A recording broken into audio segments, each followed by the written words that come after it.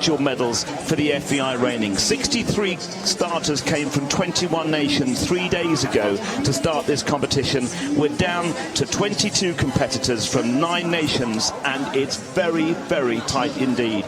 Well, I'm absolutely delighted to be joined in the commentary box with one of the competitors that by half a point didn't make it to this last round. From Great Britain, Francesca Sternberg is joining us up here to take us through some of the finer details of reining. Francesca, first of all, thank you very much indeed for joining us up here. It's lovely to have you here.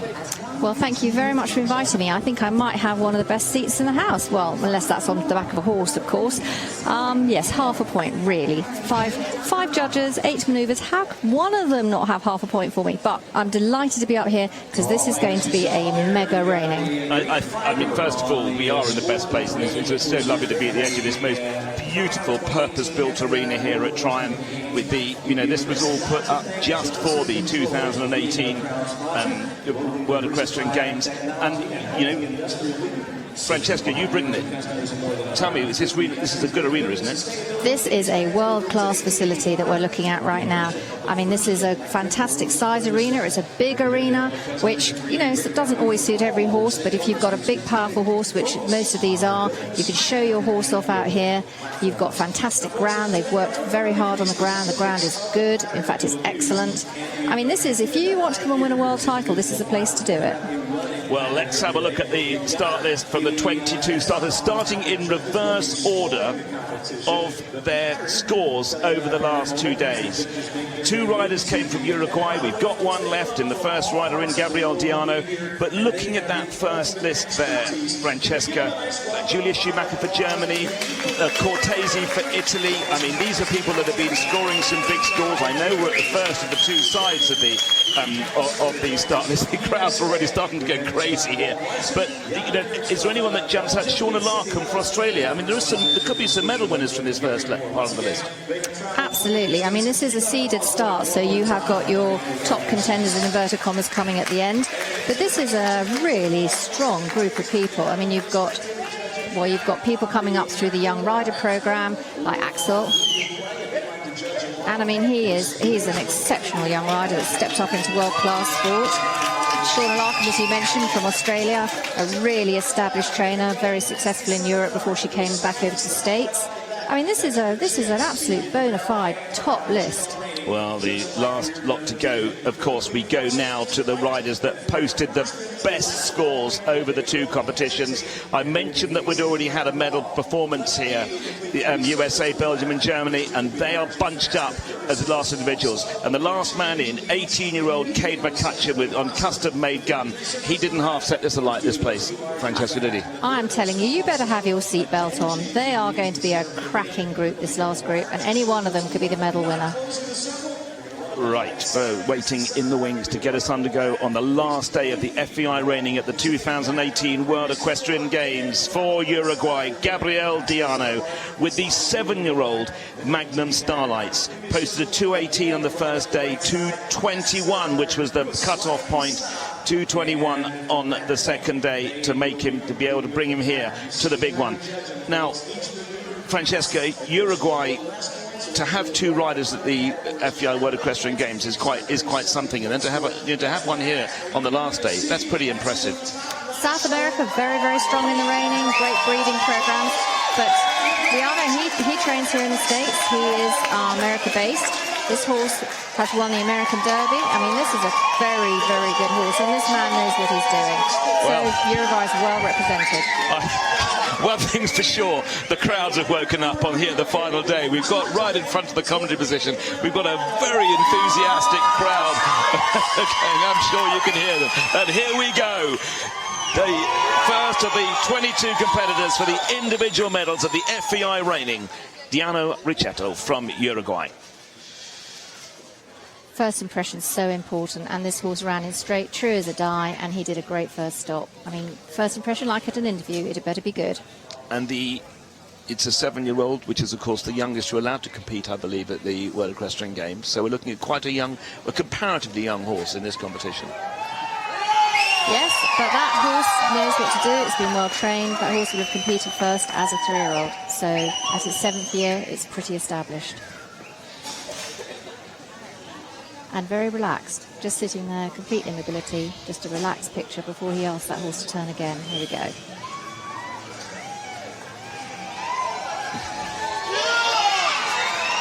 Really smooth, nice form. Could have been a little quicker, but you know, that's a very pleasant picture, don't you think? I mean, we just so our viewers know, that horse is now looking directly at us in our commentary position. That's where we are on the side of the arena. Interesting, the stop for that second spin was actually a different position to the first spin. I noticed that. That horse moved just a fraction, just a teeny bit, but nothing that, you know, would hurt him. No. He's penalty free at this point. And he's just cruising on around there. He's not going as fast as some of the ones, but he's super correct. He's coming, he's hit the middle. You must go through the middle, really important, like in dressage. X is X. If you miss that, they're not going to credit you. And that horse looks relaxed. He's just out there cruising around.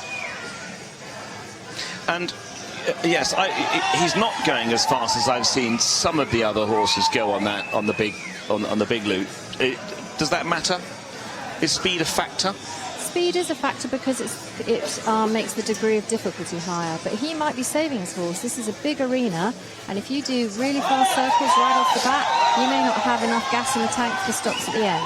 So This may be strategy. He may be thinking, okay, I'm just going to conserve some energy, so when I get to the 3 big moves at the end, I've got something really good to show you. He's a little bit quicker this way. Yes.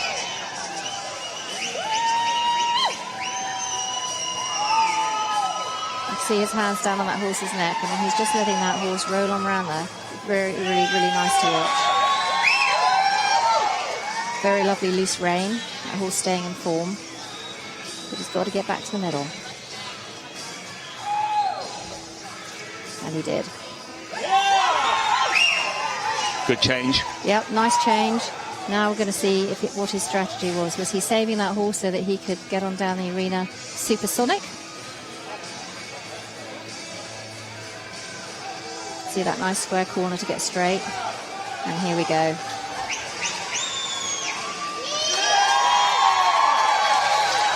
I think that may be that horse's best manoeuvre. He just put his hand forward on that horse's neck and let that horse do his stop. It was very nice to watch. And when you roll back, you've got to go on the tracks of your rundown, have you? It is a 180-degree turn, none of this sort of 162.5 business. It needs to be a proper 180. You need to come back out on those same tracks. Not quite as good this side. If you look in the sand's such a telltale.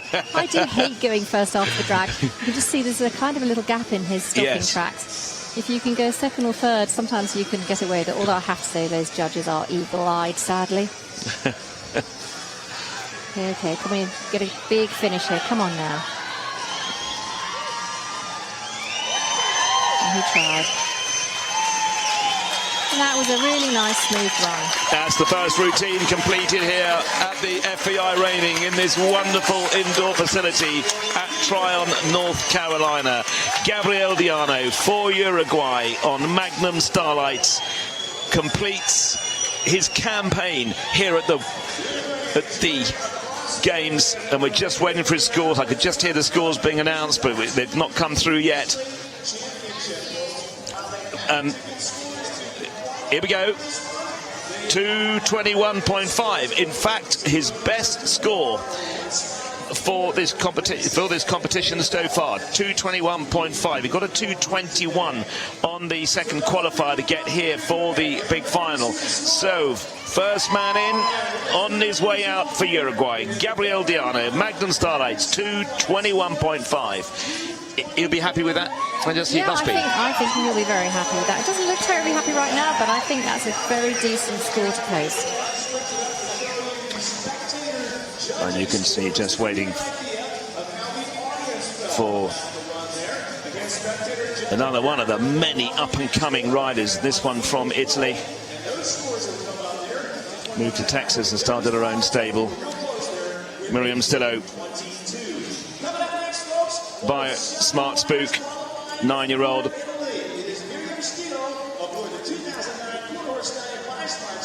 And if you've been watching us over the last 3 days, you'll notice that on this particular pattern, which is pattern 12, they're actually coming in the lope. Miriam Stillow with Rough Spook for Italy. This girl is an exceptional rider. I've seen this girl jump, ride hunters. She can ride almost any horse in any style, but this is her forte. She is a fabulous reining rider.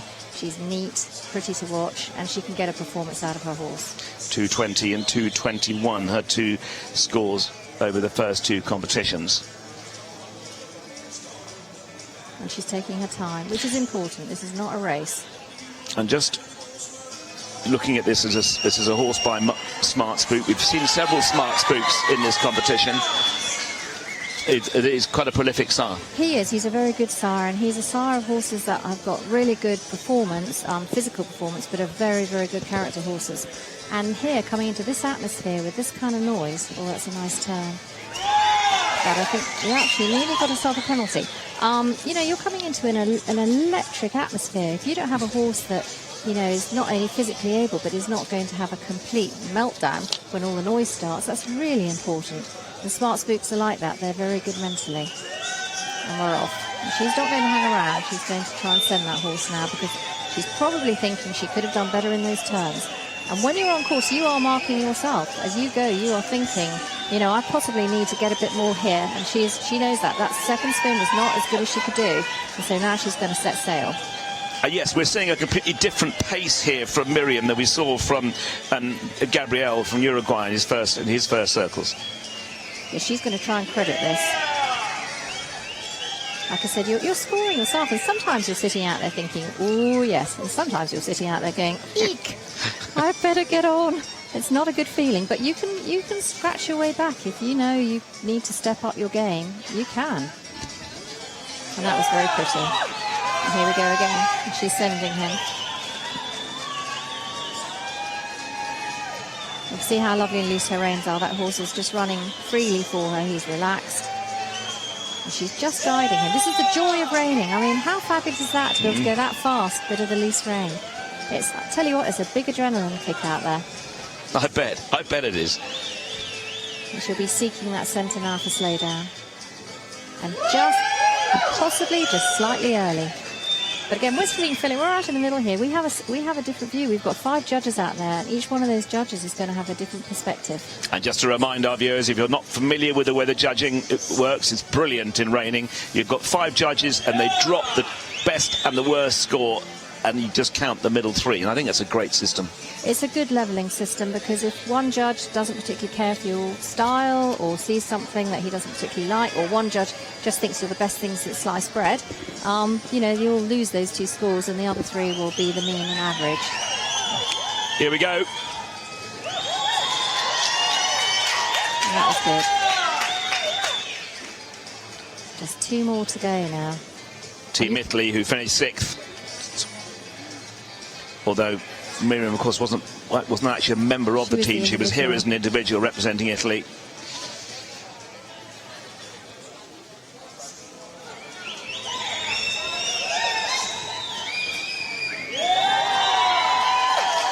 see how Miriam sits down. She just curls her back into that horse and lets him just round his back. Same as you see in show jumping when they round their backs to get off the ground. This is the same position for horses in reining. They're rounding their backs. That's interesting. But instead of going up in the air, they're going down in the ground. Just got to get to the finish now.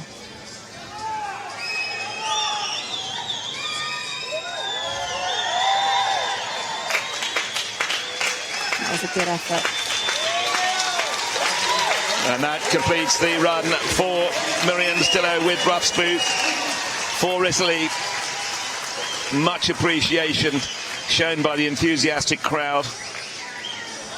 The time due to Hurricane Florence, the time of this competition was brought forward by 3 hours just because of the expecting some of the detrimental weather to come in later on this evening. 222.5, a new leader. 222.5 for Miriam Stillow. Rough Spook for Italy goes into the lead. Just had 2 of the 22 riders. This is going to be a stellar Reining. I mean, first 2 out, crack that kind of score out. And when you're sitting outside and you're listening to that, I mean, possibly you shouldn't be listening to it, but you are, because you can't help yourself. You're human. And you're thinking, OK, we're going to have to go deeper, go bigger, because they're setting the bar high. And waiting to come in, we stay with Italy. A man that was a member of the Italian team that finished 6th here a couple of days ago.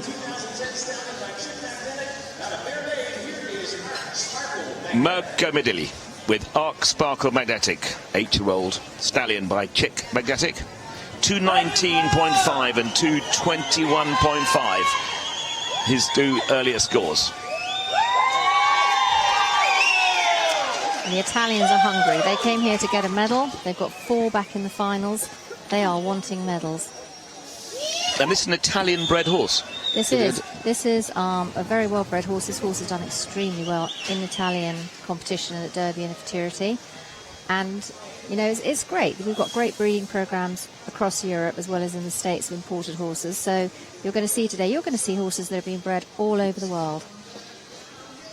Which just shows you the development of this sport.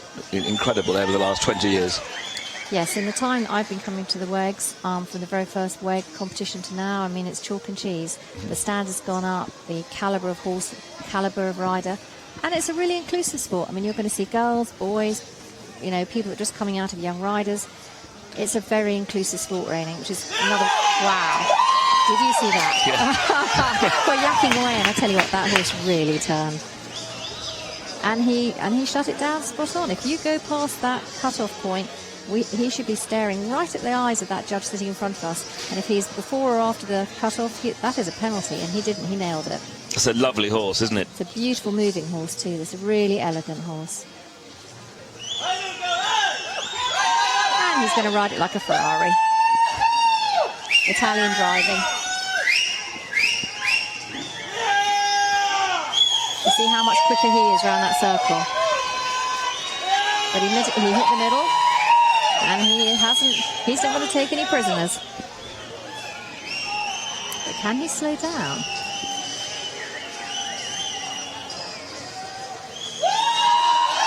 Yes, he can. What did he do? Explain to me what Mirko did there. Because you didn't see a huge pull on the reins, or, you know.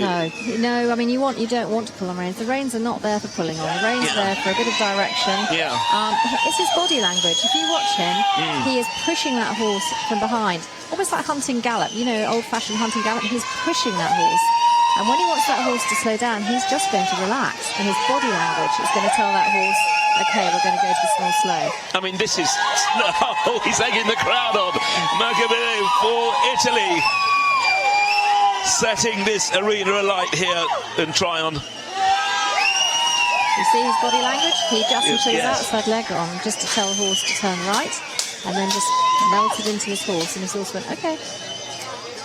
Another lead change coming up. Beautiful. And this is a big horse. I mean, he's a big, long striding horse, which is going to help him. He's covering ground. Some of the smaller horses struggle. It's a bit like the Gobi Desert out there, to be honest. If you're on a small horse, you feel like you're cantering forever. But this is a longer striding horse, elegant horse. But oh, here we go. I'm going to ask you about the height, but let's just watch these slides. I think they say caramba for that. I mean, that was an excellent roll back. That horse came right out. I've got goosebumps watching this. Absolute. And if you look at that horse's face, I mean, he's relaxed. He knows it's going to get sent down the arena. But look at his face. His ears are relaxed, and he's now... Did not hold the ground there as well. Those wretched telltale tracks again. And, of course, these judges on this side will definitely see them. We have a bird's eye view from here, but, of course, so do they. Now for the last rundown. Dig deep. Come on now. Mirko Medelli for Italy. What can he do? Awesome. Nice job. Nice horse. Well, that completes the routine from Mirko Medelli for Italy. Arc Sparkle Magnetic, a 9-year-old by Chick magnetic, and that was a truly great performance. And he's just going to step off his horse right there and then. He's not even going to make his horse carry him out. He was a good horse, and he tried his heart out. And it's obviously perfectly acceptable to do that, and that's him showing his appreciation. It is. It's absolutely acceptable. It's rather moving. It is. Now 220.5. That means he's in third place behind those first two. Do you agree with that? His horse did not hold the ground. You know, those tracks we're talking about, and the first turn was not as good as it could be. Deeply disappointed. Oh, I'm not. He beat me in the go-round. I thought that would look just superb. He did a very good job. But you know, you want to win a prize here. You better be perfect, and the rest. Yeah. Well, that was I thought that was absolutely awesome. Well, sitting out there, looking at us in the white. There he is. There's two 18-year-olds in the top 22 here at the 2018 FEI World Equestrian Games in the Reining. And this is one of those two 18-year-olds, Axel Pessec from France, with the 8-year-old Uncle Sparky. And wow, have we seen some performances from these young guys here. 219.5, 222.5. And last year's world champion in the young riders with this very horse. Yes, Axel has had a meteoric rise to stardom. He did win that gold medal in Switzerland last year and in the young riders, and earned himself a position on this team here. And he has really, really got some stuff done. Has very nice eyelashes, by the way, just saying. I presume we're talking about Axel, not the horse, are you? But there we are, you see. Oh, yes, there they are. But, I mean, I'm not sure how many of the young ladies out there. We talked a little bit earlier today, Francesca, about the 18-year-olds. Of course, they're young. They've got to keep their nerve at this level. It's an immense amount of pressure on them. You know, it's one thing to ride for yourself. It's another thing to ride in young riders. But when you have to carry the flag for your country, that is a whole different set of pressures. And I think that's really commendable that these youngsters can do this. And he's doing, you know, his thing. He is trying. He rides on a shorter rein than some of the others, and his style could be slightly different than some of the others. But he can certainly put down a run, and he can get a score, a good score. You see how he's slightly shorter there. And this horse is an incredible stopping horse. He can really stop, and that's what Axel will be really maximising on. He'll want to capitalise those stops. You can't see past the French in front of us. They're on their feet already. We're watching the young 18-year-old, young rider world champion Axel Pessec with Uncle Sparky from France. Awesome atmosphere here in the Johnson Controls arena. And he's through back to the middle. He's through the middle, very neat. He's got this lead change to come up.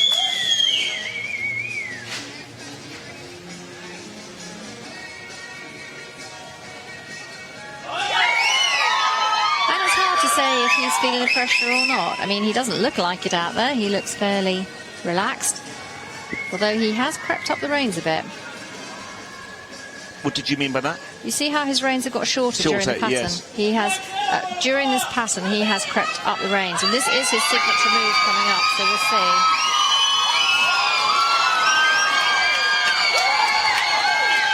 And that was good. That was a good stop. He didn't, right at the very end, it looked like the horse might have just caught himself. The very last part of that stop, it looked like he almost stepped out of it, but he slid a long way. Second of the three slides.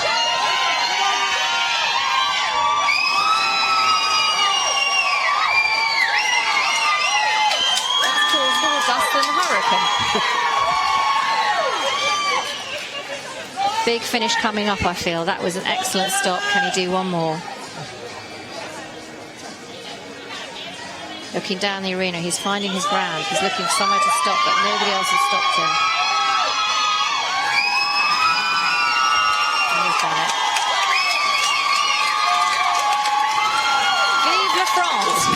one of the young promising stars of the future, not just for Team France, but also for the world of reining. What a cool shot that is. Axel Pessec, 18 years old for France. The leading score at the moment, 222.5. Are we going to see this young man go into the lead here at the World Equestrian Games? Wow, that was truly another fantastic performance. And the atmosphere, as I say, in the Johnson Controls FEI Reining Arena, 220.5. Level with Medelli from Italy, 220.5 his score. 220 into third place goes Axel Pessec with Uncle Sparky. Well, that was... It's certainly the crowd here getting seriously excited about this competition, and not surprising, it is absolutely electric. Top class. And we go back to Italy now. Pier Luigi Giordo with the 10-year-old mare, Gun at the Gate, by Colonel Smoking Gun, old gunner. And there's been plenty of gunners in this competition, all performing well. Scores over the last two competitions: 218 on day one, 222.5 on day two. Pier Luigi Giordo, Gun at the Gate, Italy. And he's gone a long way down for his first stop. He's got to back up a long, long way. But that horse obviously is very good at backing up, because look at that, straight as a die, coming all the way back and quickly. And very, very little pull on the rein, just telling that horse, come on back, and she did. What a great mare. And then that immobility, he's just letting her relax before he asks her. Get her attention. And here we go. Stepped her forward because she'd backed up such a long way that he needed to get a little bit of forward momentum before he asked her to turn. And she just took that one step, perfectly allowed, and a very intelligent thing to do, because otherwise they wait on the back legs. So he just asked her to step forward in a very neat turn. So two good first manoeuvres. Steps her up again, asks her to go. Very nice. Isn't it amazing how they can blast through the gate like that, like, you know, they've got in hot pursuit of something, and then they can just stand completely still in the middle? It's extremely impressive. You know, the level of discipline is quite fantastic. There are some other breeds of horses, if you gallop them across a field like that, it'd take you 45 minutes to stop and another 3 hours to calm them down. I think I've had one or two like that. Well, Pier Luigi, he's underway. He's going to try and get past those scores so far. And that mare's trying to help it. And mares, you know, a good mare, it's rather like a nice girl. If you ask a nice girl nicely, she'll do anything for you. Boys, well, who can say? But a good mare, you can't beat a good mare. They always give even more somehow. And we've had some very good mares in this competition. And this, of course, a classically bred mare by the great gunner. And I'm wondering if she's deaf. You see her ears. A lot of the gunners, if the white goes up above their eyebrows, they're deaf. Really? Yes, it's a part of their bloodline. And for here, that's not a bad thing. No. You know, she's probably blissfully unaware of all the ranting and raving that's going on around her, because she probably can't hear them. Having said that, you have to train them a little differently. They're going to be really, really aware of your body language, because that's, you know, you've taken one of the senses away. So you can't say whoa, you just have to tell them whoa by your body. Well, I might come back to that once Pier Luigi's completed his routine. We have a leader from Italy already, Miriam Stillow, with Rough Spook on 222.5. Very neat, very neat. And conserving energy. She's just cruising around there. He's letting her get her air back before we go down the arena. It's a long way down to that first stop. And this is part of the strategy. Let them get some air, get straight.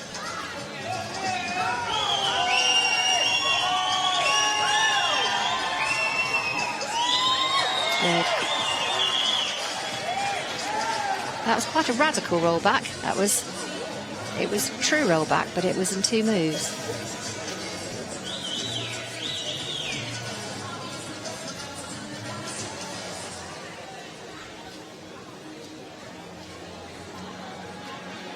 Number 2 of the 3 at the end of this pattern 12. He went long, he went past the other marks because he wanted new ground to stop him. And so he had to go a bit further than everybody else. But she held up, she got down there and held it together. But that's, you know, that's another 4 or 5 strides and it all counts. But you can't stop in somebody else's tracks. If you do that, you run the risk of, you know, a trip or a stumble. Got to try and find some fresh ground if you can.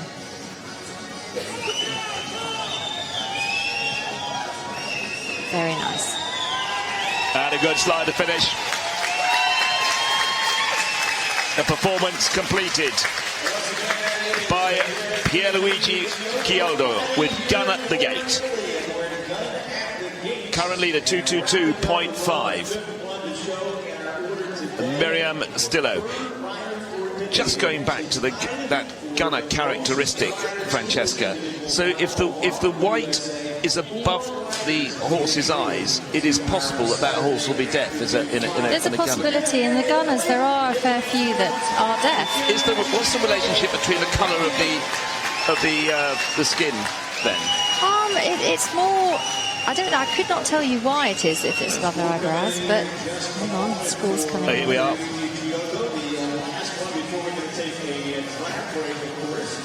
Italians in first and third at the moment, and this the final day of the FEI Reining. The individual medals will be awarded later on this afternoon here in Tryon. 219.5. Pier Luigi Giordo with gun at the gate for Italy goes into 5th place. So we've had 5 competitors. Current leader Miriam Stillow, 222.5, the leading score as we go into the first of the drag breaks. It'll be 4 or 5 minutes. We'll come off air and we'll be right back with the next section. And next to go for Austria, Martin Mulstatter. We'll be right back.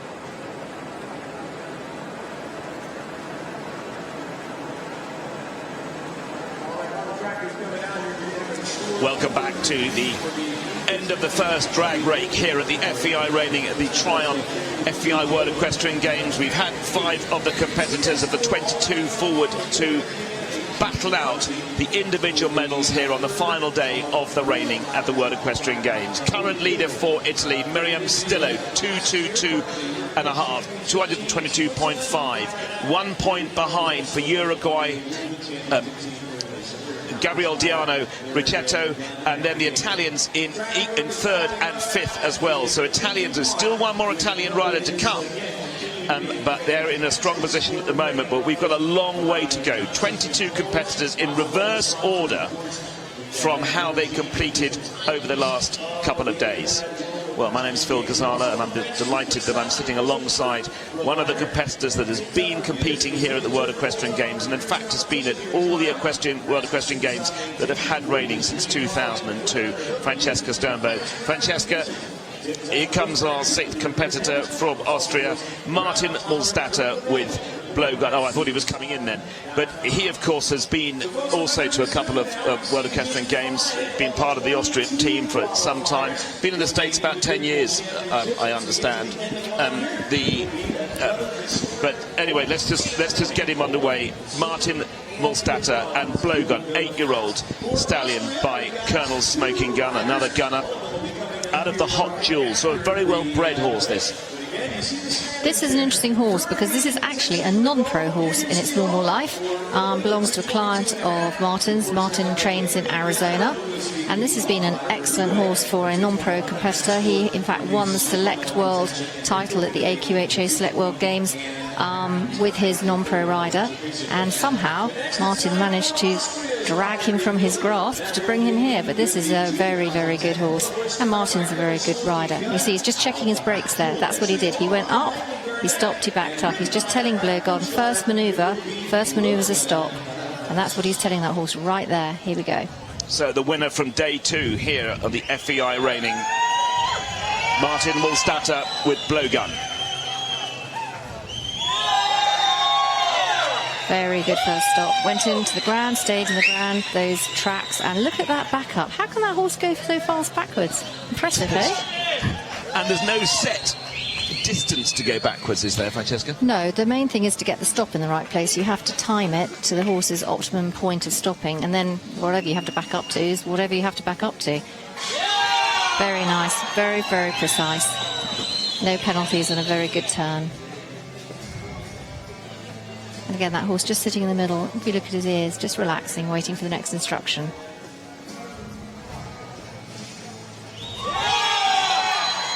Now that was very, very good. I'm not sure from maybe Judge 3's perspective, he might have looked like he took one step too far. Is that the judge standing in front of us? No, that's the one to our right. Oh, okay. Yes, because he will actually have a different angle on this horse. We're sitting right in front of this horse, and from where we are sitting, he's spot on. Just getting him, just telling him we're going to go to the left. And you see that instruction? Just saying, OK, Blögon, left. And the horse picking up the canter. So Martin was very successful in Europe before he came to live in the States, and has won some of the major events over here. And hails to us from Arizona. But you see, oh, naughty. You see that? He did not put his tracks back over the top of the first set. And that may mean that they take some credit away from his circles. When you come out, your tracks, they should be right over the top of each other. And in fact, we had a quick chat about that in the break. You know, I was saying, you know, it looks as if it should be easier than it must be. So when you're out there trying to find your tracks, trying to get everything ready, I'm presuming it's split-second stuff, and it's not as easy as it looks. It is. It's called pattern placement. You've got to plan it. Your circles out there should be like the Olympic rings. They should be perfect. And you're going quickly. He's not hanging around. He's come around that corner. He's hit the middle slightly off again. And now he's, pretty much back on his tracks for this set on this side. You know, it's just the thing about being first after the drag. It's great because everywhere you want to go is brand new and fresh and fluffy for your stops. But the judges can see exactly where you've been. And if it's not spot on, it's glaring. We're watching Martin Mulstatter for Austria. Always think it's a bit like Man Friday's footprints along the beach. First one out. Okay, so he's going to, and when you turn that corner, he's going to do a square corner, so a 90-degree turn. There we go, to get straight down the arena.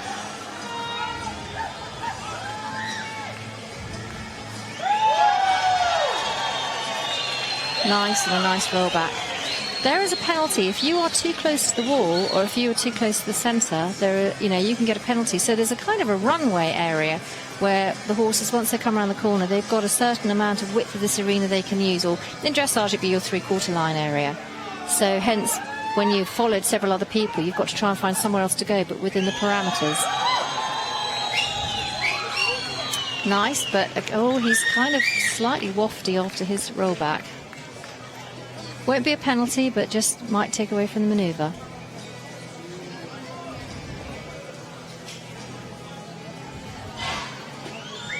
He's trying for the big finish. And he's got it. Really nice. Great finish from the man that headed the consolation competition 2 days ago, Martin Mulstatter for Austria. He put a 2-2-3 on the board to get his place here in the big final today. If he hits the 2-2-3 again, that will put him in the first place at the moment. Martin Mulstatter for Austria leaves the arena having completed his 2018 World Equestrian Games. And again, he's just stepping off his horse. Let his horse know that he was a good boy. Lead him out. I think he's going to want to look back up at that scoreboard now and And the scores, he's gone in front. It's 2:24.5. That is a great score for the Austrian. The man from Scottsdale, Arizona, Martin Mulstatter, and Blowgun, 2:24.5. That was a really, really nice run.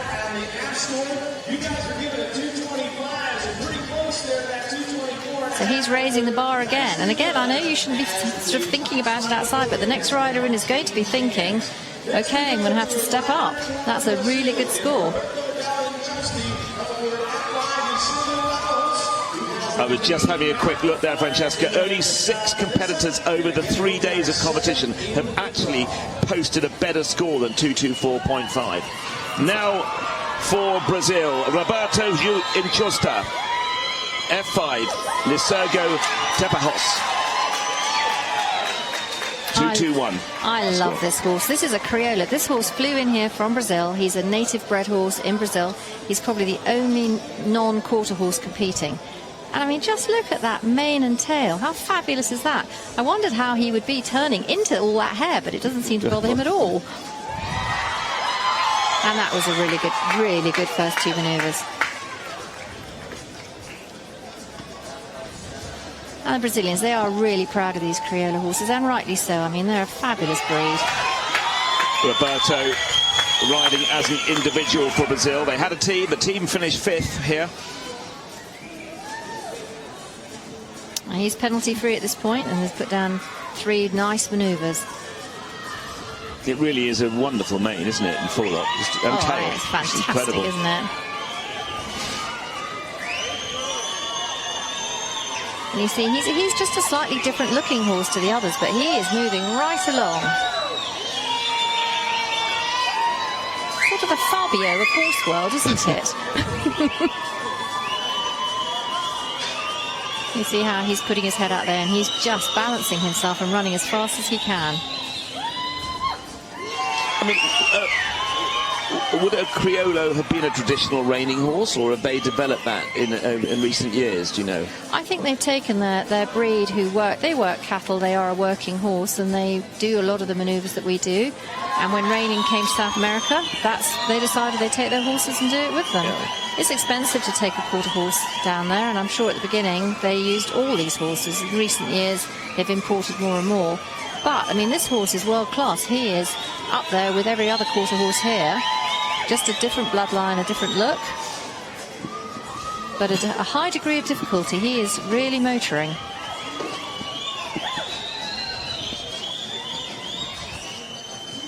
And again, just slowed down. Just had to take a slight hold of him, but the horse responded, so that's fine. Back on a loose rein. Just getting a little above himself. I think he's rather enjoying himself, actually. He looks like he is. Enthusiastic. Roberto Lisergo for Brazil.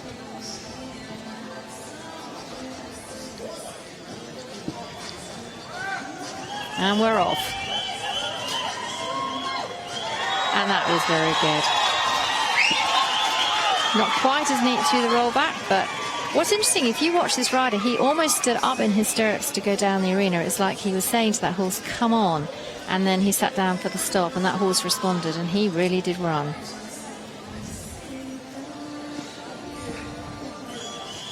You see again, leaning forward, sending him down there, and they're just asking him. And a good roll back. Brazil's on their feet. They're urging their horse forward. Come on. Current leader for Austria, Martin Mulstatter, 2:24.5. Last stop coming up. Big score that from so early on in this competition. The individual medals will be decided in about an hour and a half's time here in Tryon. The music. I mean, this music is Brazilian music, fantastic for a Brazilian horse. And it's not meant to make a difference, but I tell you what, the music's really important, I think, in this competition. Well, I think the whole atmosphere here, Francesca, in this purpose-built arena here at Tryon is absolutely just electric. It's fantastic, it's fun, it's great, and it's 221.5 for the Brazilian, 221.5 for Roberto Giordo with F5 Lisergo Tapajos into third equal place, with Gabriele Diano from Uruguay, 221.5.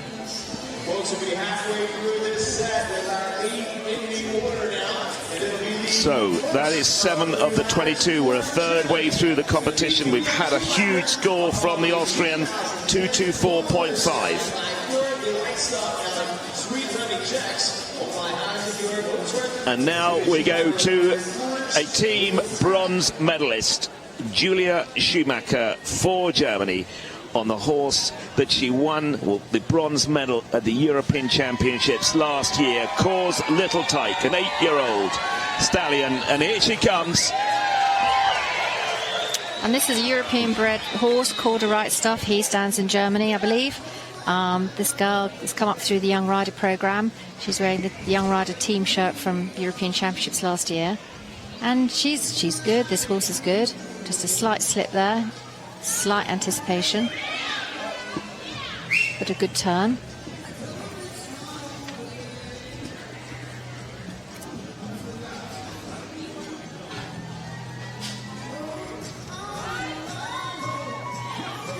And again, I mean, nice.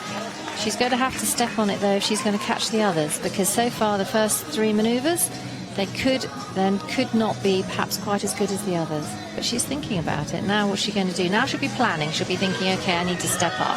And she is going to. Posted a 221 on day one. The cut-off point on the first day to get to this big final. Really nice through the middle, really true. Horse running well.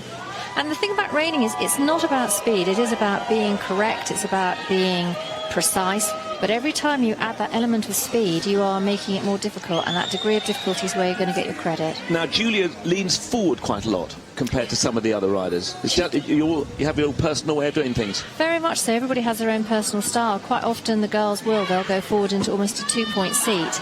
And it's because perhaps we're not, I can't speak personally for myself, not quite as heavy, but I mean, these girls are not quite as heavy. So they go forward because they take their weight further forward in order to get more speed. Right. Some of the boys, they'll sit back and they'll drive because they've got a bit more strength than we have. As we saw earlier. Absolutely, yes. So you'll quite often find girls that will come into that 2-point position.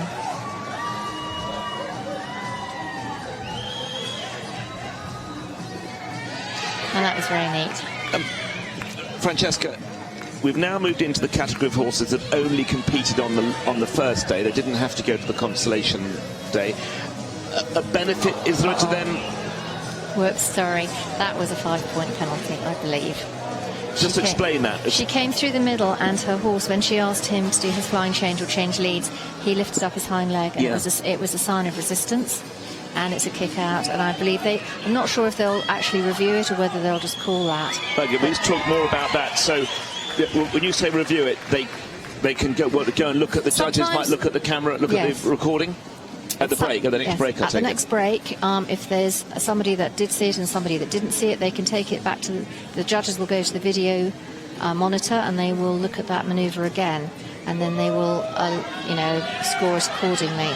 It depends on if they all called it. We've got 5 judges out there, and if they've all called it, then that will be what it will be. And she'll be well aware of that. She will. Her heart's probably in her left boot by now. It's right. It's not that we're a negative sport, but if you get a major penalty like that, you're going home. A lot of people know dressage, and it'll be the same thing. Yes. It can go wrong sometimes. A 5-point penalty is the top penalty that you can get. It's when the wheels really fall off. And really disappointing, because up until then she was trying. And nice stops at the end. Yes, very pleasant, very nice. So a little bit of drama with Julia Schumacher. We have to wait and see what the judges' consideration was on that. A tense moment for Julia Schumacher for Germany and Cause Little Tyke. And one gets the feeling, looking at her, she knows. She's not sure what to expect. Yes.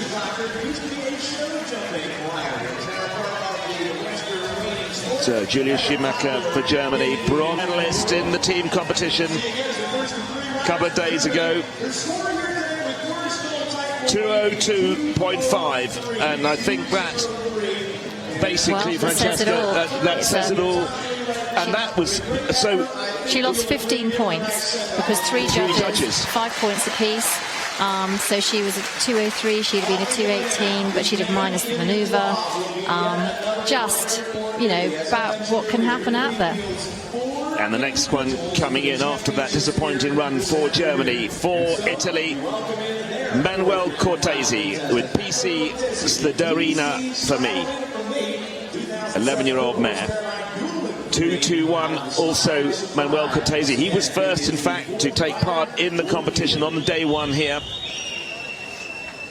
Yeah, Manuel, he's come up through the non-pro ranks. He started as a youth young rider, then into non-professional ranks, then came into the open.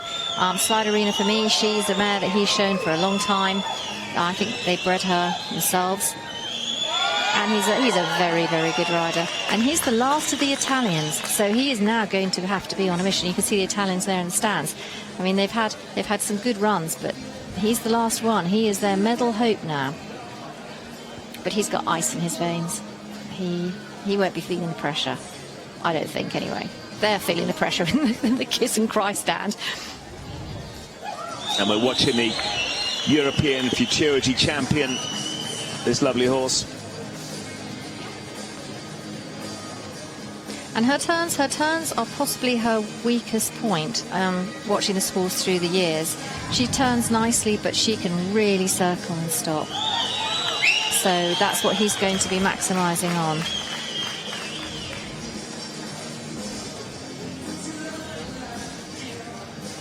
And he knows this horse extremely well, which is a really important part of this. It's a team effort, this horse and rider. You can put the best horse out there, but if it doesn't have the rider on that's empathic with it and can understand how that horse goes, well, you just might as well not bother, really. They're not machines. Bit of Italian driving, scooting around that corner. Oh, just look, you know, she's an 11-year-old, this mare, you know, and she's as fit as a 7-year-old. Yep, it's in very good shape, looks physically great. Of course, FEI, we have to pass the trot up, so they've got to be £1 a pound. And these horses have come in from Europe. We've had a hot summer in Europe this year. It has been unseasonably hot, but they've flown into absolute boiling mass of humidity. And it's been draining on a lot of these horses, and that horse looks very comfortable. She doesn't look like she's stressed. She hasn't lost weight. She's looking comfortable in her own skin. And actually, as you will only know too well, having competed yourself here, Francesca, the temperature has actually come down a bit in this arena, because it's been very, very hot in here, hasn't it? The first 2 days were almost unbearable, and it is much, much better. I mean, I'm sure none of us are welcoming Florence in, but she has brought a bit of cooler weather ahead of herself. We're watching Manuel Cortese, last opportunity for Italy. Nice slow down. Yeah, don't they say that women glow, men perspire and horses sweat? Well, I think that did not work. The first few days here, we all sweated. It was completely grim. Very neat. And the quarantine situation here, I mean, they did a fantastic job. The whole facility has been amazing for us, but quarantining in that kind of heat and humidity, very sapping on these horses.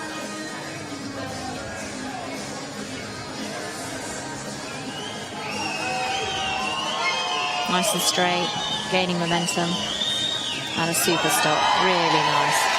And did you see at the end, he actually let his reins out. As that horse went into the sliding stop, he lengthened his reins so that she could really reach, because they use their head and neck to balance themselves, and because he was going as fast as he was going, she needed to reach down in front to balance herself, and he basically slipped the reins. Let's see if he does it again.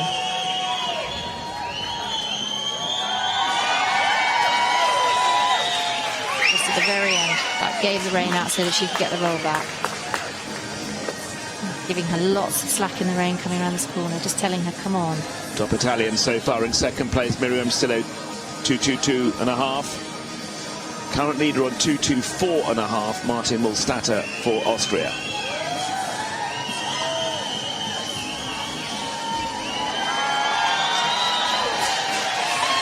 Nice finish. Campaign over for Italy. over for Manuel Cortese with PC Stillarina for me. 11-year-old man for Italy. And the current leader for Austria on 224.5. That's the target.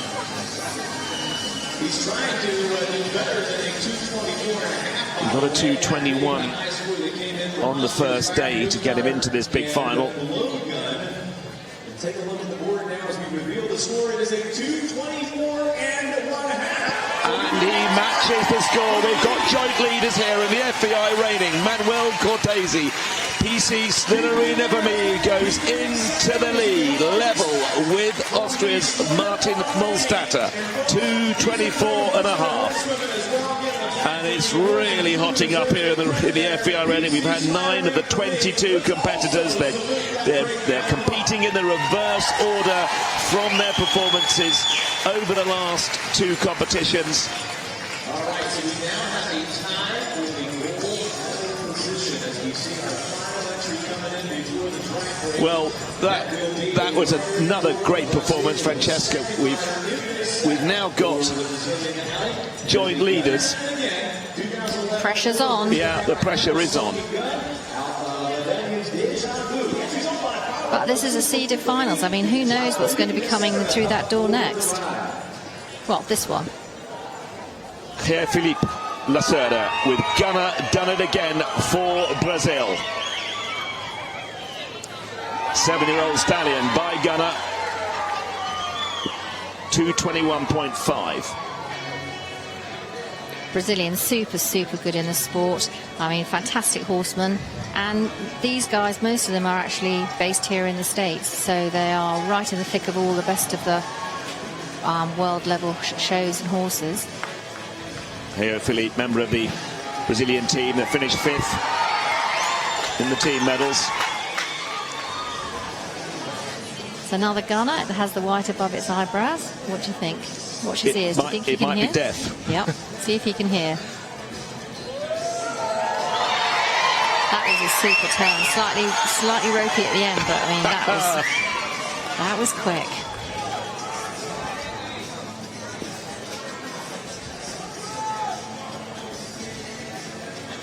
This horse looks like it's wearing the same glasses as its rider. Okay, here we go. You see, he sits back and he drives from behind. Yes. And he is going for it. He is going for it. I'll watch his tracks. And he is right over the top of himself. There we go. Perfect set of circles. It could be said the stallions here, I mean, theoretically, they have an advantage. They've got a bit more strength, perhaps a little bit more stamina. But we've seen some great mares too. But the majority of these horses are stallions for that reason. There's a little bit more strength in there. Very neat.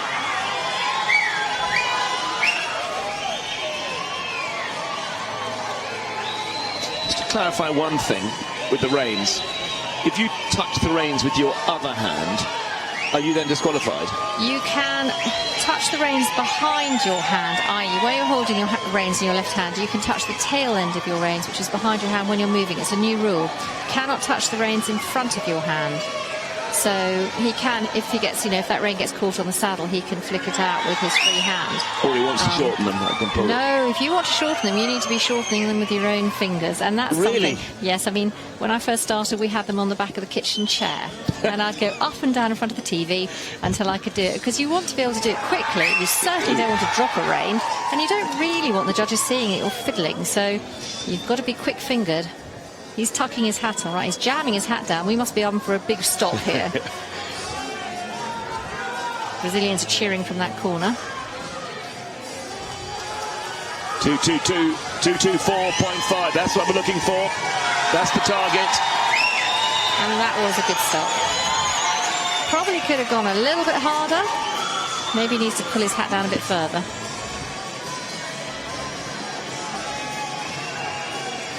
That horse is beginning to look a little bit out of air, actually. I don't know, it could just be his look, but he's going to have to push on down here.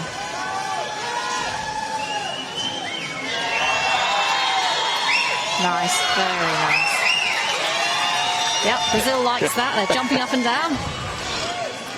Okay, let's get to the finish. And this is critical. Don't ever quit riding like in show jumping or anything else. You don't want to have the last fence down. You don't want to like not get that last stop. So come on, dig deep. Let's go.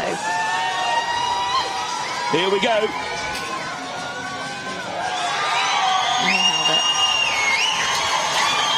A delighted, but I was going to say a delighted Brazilian. A lot of delighted Brazilians. Hey, Felipe Lacerda, done it again. Completes his routine here at the final day of the FEI Reining at Tryon. It's medal day, and it's all about the individual medals here in this arena. And the current joint leaders. Tony's got into the lead, the lead. So we have a new leader, 2-2-5. Felipe Lacerda, done it again for Brazil, goes into the #1 spot here in the Johnson Controls Arena, the FEI Reining. Brazil in the gold medal position at the moment. Might need an oxygen tent at the exit. Well, this is just getting more and more electric. Tremendous performances. They're getting better and better. We've had now 10 of the 22 competitors, and we're going for another rake at the arena. Every 5 competitors to smooth out the surface, this wonderful surface in this purpose-built arena. And let's just look at that. 2-2-5 for Brazil. Martin Mulstatter in second, equal place with Manuel Cortese with just half a penalty behind. But the leading score at the moment, the gold medal score at the moment, 2-2-5, set by Felipe Lacerda for Brazil. We're going to take 4 or 5 minutes break. We'll be right back for the final half of this competition, the FEI Reining individual medal competition here in Tryon.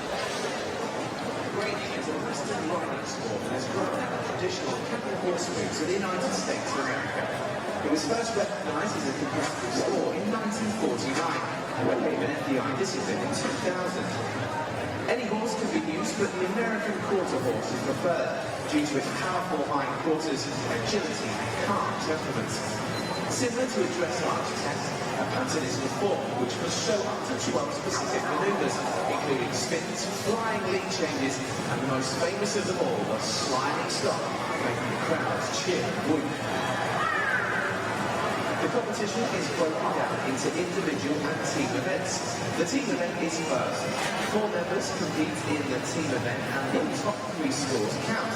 Each maneuver of the pattern is judged on precision, smoothness and finesse. The degree of difficulty is also assessed. Combinations begin on a score of 70, at points deducted for poor execution or added for excellence in half-point increments. A maximum plus 1.5 and minimum minus 1.5 for each maneuver. Deductions are made for faults.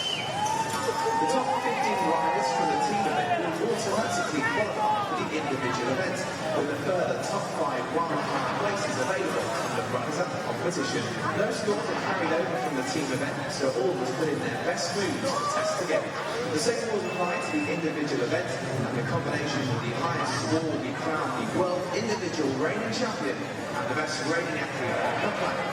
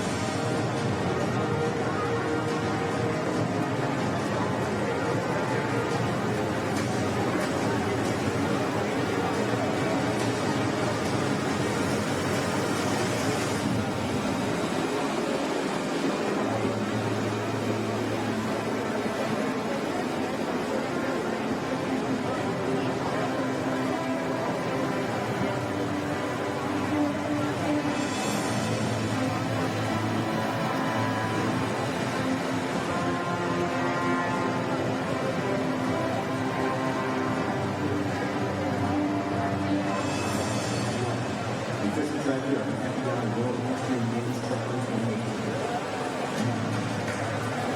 job gets easier when you bring a full crew. Introducing the completely reinvented Ranger Crew XD1000. It's got the most power, the highest clearance, and the biggest payload. The all-new Ranger Crew XD1000. More rugged, more refined, more Ranger. Get great deals on the off-road specs during the Polaris factory authorized clearance. We have got a problem. A few problems, actually. We've got aging road weight and power aging. We also have the age-old problem of bias in the workplace. Really? Never heard of it. The question is, who's going to fix all of it?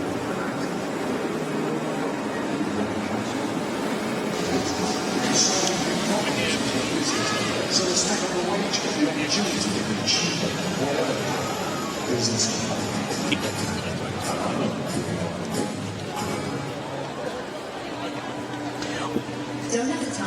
Welcome back to the Johnson's Controls FEI Reining Arena, this beautifully purpose-built arena here for the 2018 World Equestrian Games. It's also going to be used for the vaulting next week.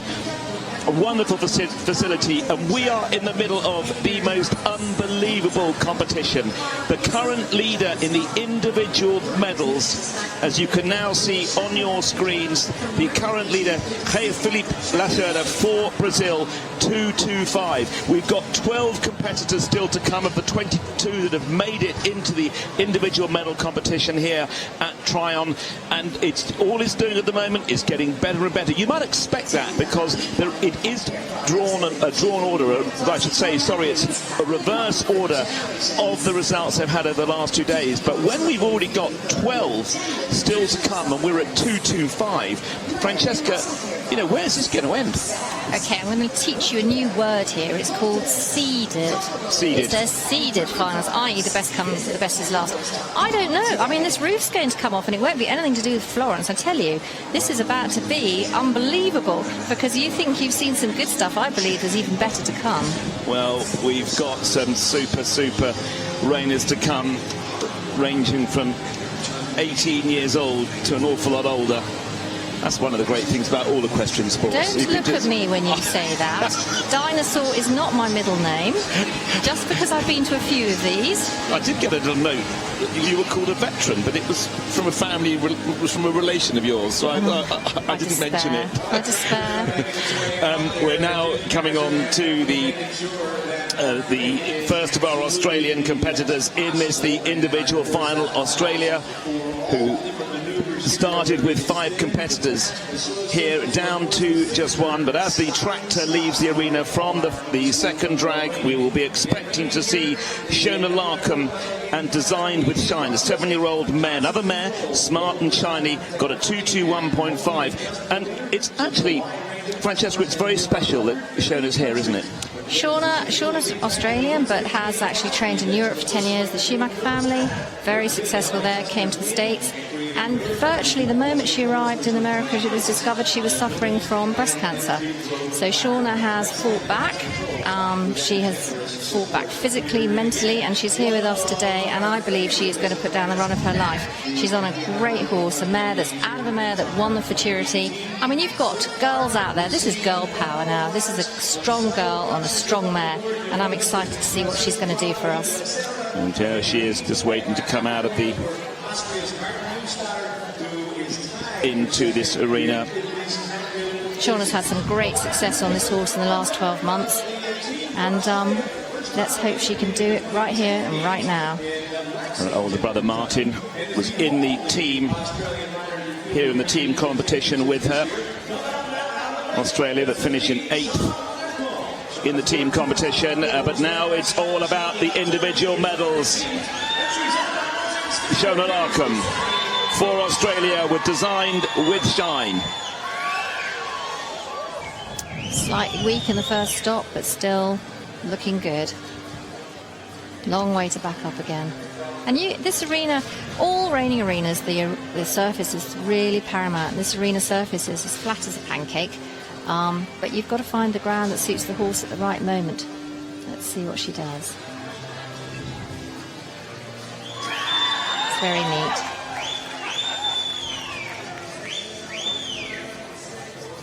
Really good Australian team here. And one of the members, well, two, I think, I believe, non-pros, and really made a mark here. Well, that's a good turn. Look at that. Excellent. We've got Kangaroo in the audience.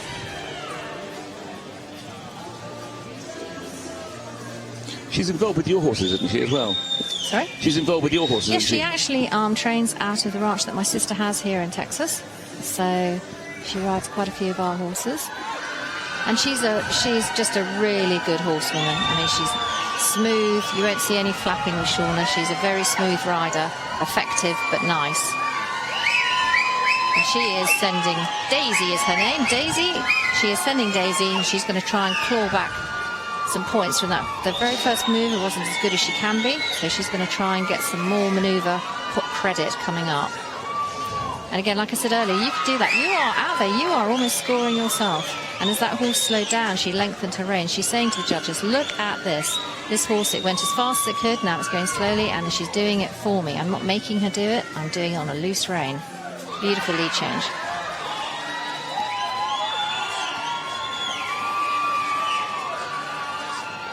That's a pretty amazing thing that we have got horses and riders from literally every continent, and they are all top caliber. There's not one horse out here today that shouldn't be here.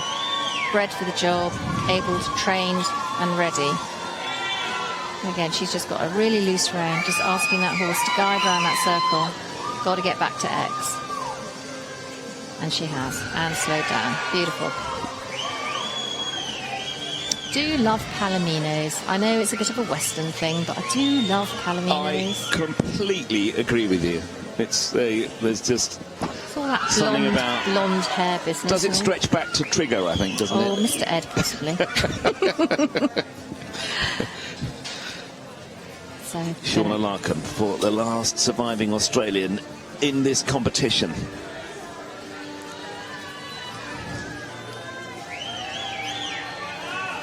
Good straight line. And good. And a very, very nice rollback. That horse has possibly got dapples on its bottom, hasn't it? It's got a dappley palomino. I mean, almost like a rocking horse version.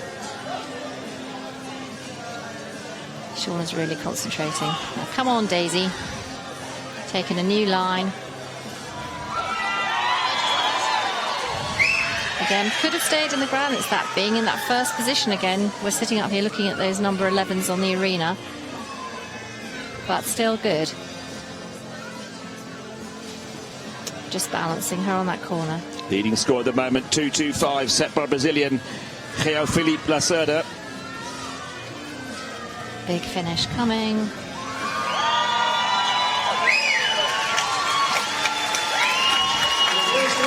And that completes the routine for Shauna Larkum. Designed with Shine, or Daisy. The 7-year-old mare by Smart and Shiny, owned by Roseanne Sternberg. 2.25, current leading score. 2.19, 2.19 for Shauna, 2.19, 2.19, Shauna Larkum for Australia into 10th place. So now we've had 11, we're exactly halfway through.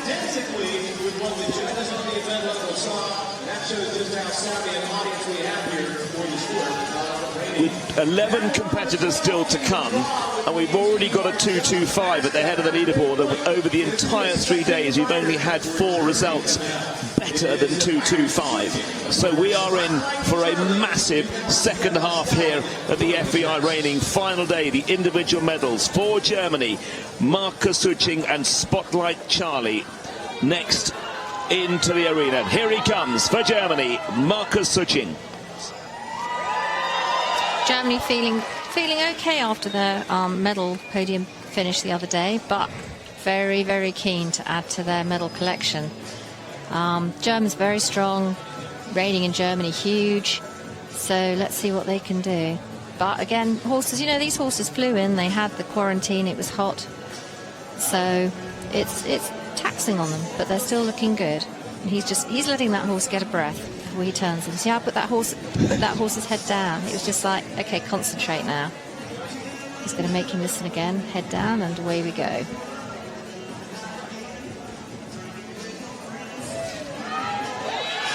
Oh, left leg, but got it back.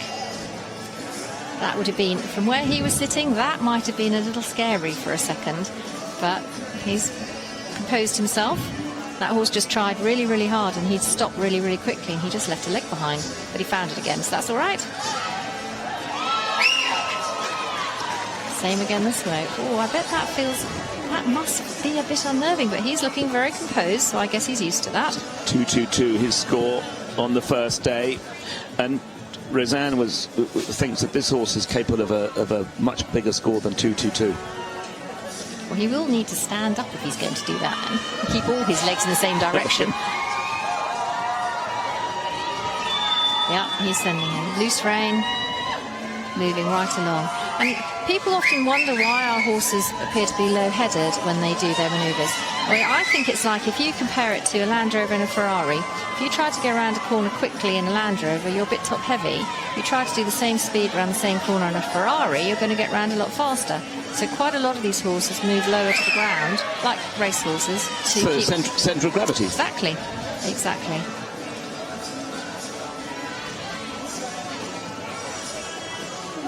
And often when they're standing absolutely still, they have their heads very low to the ground. Is that just something to do with quarter horses or similar breeds? Some of it is a training technique. You're saying to them, put your head down and listen to me. Come to me.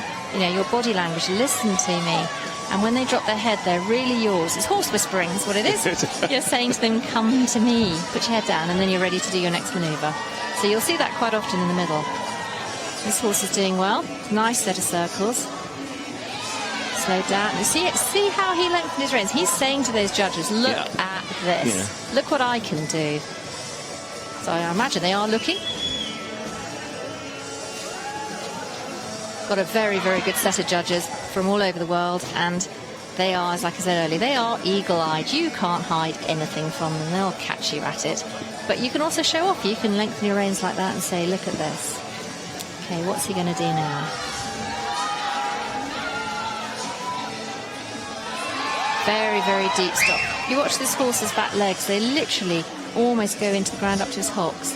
He's absolutely ploughing through that like literally a plough. He's looking for new ground. Look at that. He's looking down the arena, picking his spot. Wants to go somewhere where he can really show that horse's stop off, not somebody else's tracks. Again, slightly lost it at the end. And that can be a sign of fatigue. As the pattern goes on, sometimes the stops, the horses can't hold it all the way if they're a little bit fatigued. This is a very, very big arena. By the time you've galloped around that a few times, you're going to know about it. It's a 3-day camel ride to the last stop. And that's a great stop to finish for the team bronze medalist, Marcus Suchting with Spotlight Charlie, 11-year-old stallion for Germany. Got a 2-2-2 in the team competition. He needs 4 points better than that to go into the lead here, to go into the gold medal position here. At the moment, in that gold medal position, we have Herr Felipe Lacerda on 2.25. He's 2.20 to score. Into ninth place goes Marcus Schutting for Germany, 2.20. And then in joint second, in joint silver position at the moment, Martin Mulstatter and Manuel Cortese, half a point behind the Brazilian. And in fourth place, Miriam Stillow, 2.22.5. So at the moment, the gold medal is resting on points of 2.25. This should be a good one. Put on your seatbelt. We've got a Brazilian in the number one spot at the moment, and we have another Brazilian coming in to the arena now. 3 Brazilians left in the competition. This man, the second one to come in. Thiago Vilela with SG Frozen Enterprise. 9-year-old stallion by Frozen Sailor, and he scored a 222.5, I should say, on the first day. And he's based in the US since 2004, multi-champion, and one of the strongest riders from Brazil. And this is a really, really good horse too. But he's been shown a lot, and with horses that have competed a lot, they can get anticipation. So Thiago will have to ride every stride to make sure that this horse doesn't get ahead of him, because these horses do sometimes think they know where they're going before we do. And Thiago was actually a judge at the previous FEI World Equestrian Games. Yeah, he's an all-round good horseman, good rider, good judge. And look at that. And he's a contender. He is definitely a contender. Well, everybody in this list is a contender, and I haven't even turned the page over yet. It's just a really, really good group of horses and riders. Really neat strike off into canter. And he is going to give it his best shot. Well, here we go. He's motoring along. You see again how that horse is his top line. He's fairly flat along his top line because he is lower to the gravity. Make sure that he can get around the corner at that speed. That is quick. Francesca, just quickly tell me about the rein. We've got a different type of reins here, and so he's holding it with 2 hands. He is, and you can do this. This is a type of, oops, just slow down there. This is a type of rein that you can use. It's not a split rein. And you can see he's not allowed to change the length. In his right hand, he's got the reins, they're joined, and he can't change the length. He is now stuck on that length of rein. The only way he can change his length of rein now is by picking his hand up. So it's a different style of riding. Horses have to be super well trained to go in this type of rein, because you can't change anything. It's a bit like carrying a handbag, really. What's it called, the rein? It's got a name, isn't it? Yes, it is. It is. Sorry, I wish I hadn't asked. I know, I wish you hadn't asked too. I've had a brain fade now. I think of it in another second or two. I'm just watching the horse and this. Yeah, watching the horse. Hang on. And it's still looking a great performance. Excellent. Good stop. The slowdown, I should say. I love the way the Brazilians, they just get right behind the team members. Thiago Vilela for Brazil. He got a 2.5 on the day one. Qualified veterinary surgeon. And really putting together a very, very nice pattern here. They're Ramels. Dear, oh dear, took me a moment there. Ramel reins. And it's very much a Californian or West Coast style of riding.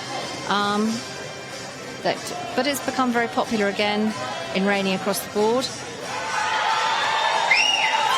But I was talking about earlier about sneaking up reins in the back of the kitchen chair. There's no sneaking around with Ramels. You are set, and you cannot change the length once you're going.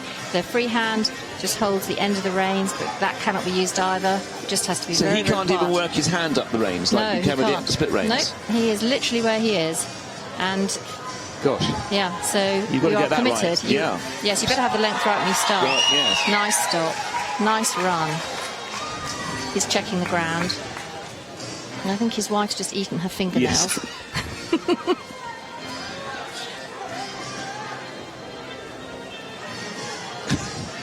Okay, can he pull this off? This is an excellent stopping horse, but does he have anything left in the tank?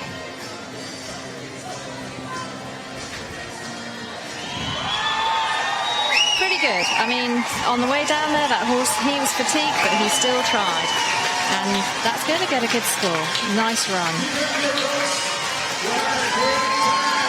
Brazilian in the lead at the moment on 2.25. Look at the anxious looks in the kiss and cry area. Thiago Vilela, SG Frozen Enterprise. Breeding manager from the Silver Spurs Extra Ranch in Oklahoma. As I say, qualified veterinarian, judge at the former World Equestrian Games, and now a serious contender into 4th place, just outside the medals. Thiago Vilela, 2.23, improves his score from the first day by half a point, but not enough to get in to trouble the medals.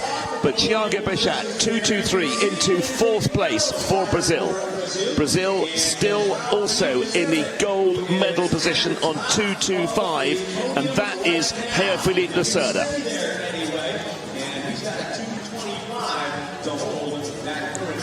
And our next competitor for France. Right now, we'll be sending in a rider for France. It will be their second. Former apprentice of the great Craig Schmerzel, running his own business now in Texas. Matty Bouton, Gunnar Sassia, 8-year-old gelding by Colonel Smoking Gun, and they're going crazy here in this arena. He got a 222.5 on the first day. Really nice first stop, Gunnar Sassia. He's a gelding, but a good gelding. And Mathieu is a really, really good rider. Riding for France, based in Texas, however. But we have got the French back up on their feet in front of us again. He certainly has. And that might have been a penalty right there, penalty half. It's hard to tell from here, but the last step as he finished that stop, he didn't really complete the stop. Of course, we don't know. We're not judging, and we're not in all the positions that you can see everything. And the French like that too. I was going to say, judging by the Team France sitting in front of us, that was pretty good. You can just see that horse sitting there just thinking about it, and Mathieu's just asking it to step forward before he picks up canter.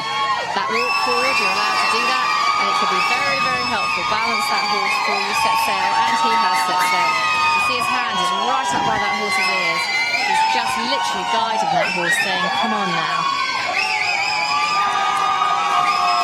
And the French yelling, come on now too. It takes a village. The atmosphere here in this purpose-built, beautiful Reining arena. Absolutely fantastic. Yes, I believe we were sold out, and of course, good old Florence has caused a few people not to be able to be here, but it's still a really, really good crowd. And he's off again. Really nice set of circles. I was watching the great multi-medal Isabel Worth for Germany, winning her yet another gold medal yesterday in the Grand Prix Special in dressage, and I was actually talking to somebody saying, I wonder what it would happen if they made this noise in the dressage test. As opposed to a small polite clap at the end. Well, they probably have more impulsion.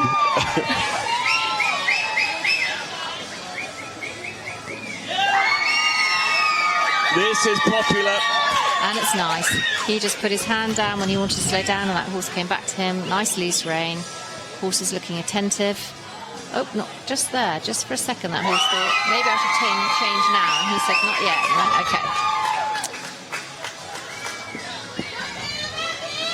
okay. With Mathieu Bouton for France.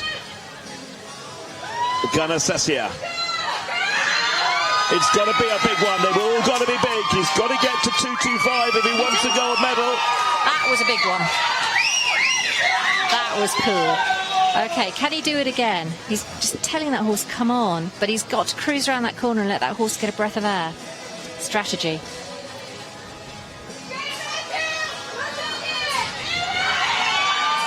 Okay, he's going to send him. And he did. That horse held the ground all the way. Oh, I'm exhausted for them. Come on. Just got to get to the finish. One more run. He needs 224.5 or better to be in a medal position here. The last day of the FEI Reining. I'm not sure who carried who to the finish there.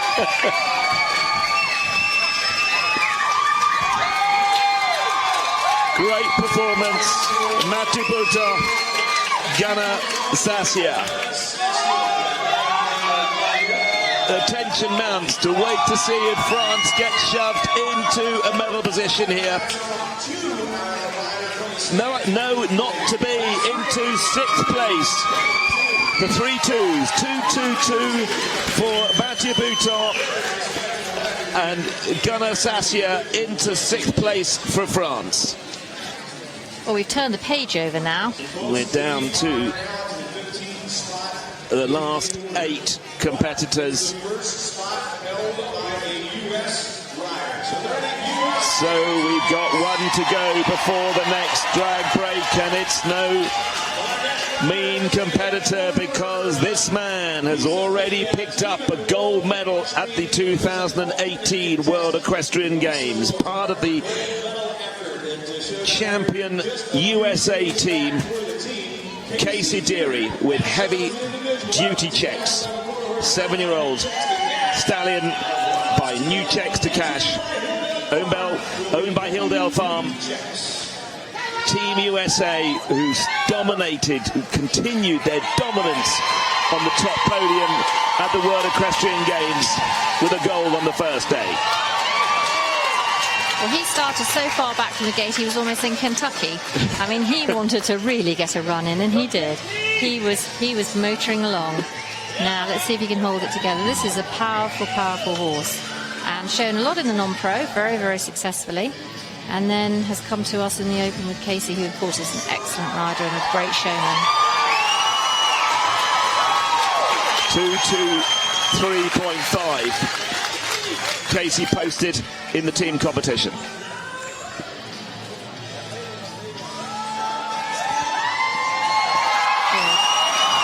that first manoeuvre wasn't the best, and Casey knew that, and he's now turned the taps on. He now knows he's going to have to move along. You see the focus on his face. Heavy duty checks, he's thinking, okay, I can do this.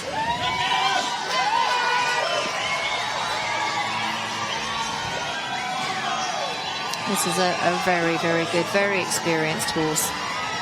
And a strong horse. And you've got to have a strong horse coming here. This is a long way to gallop a horse in this kind of heat and humidity. If you've got one that's a little bit light-hearted or light of weight or light of strength, they just can't make it.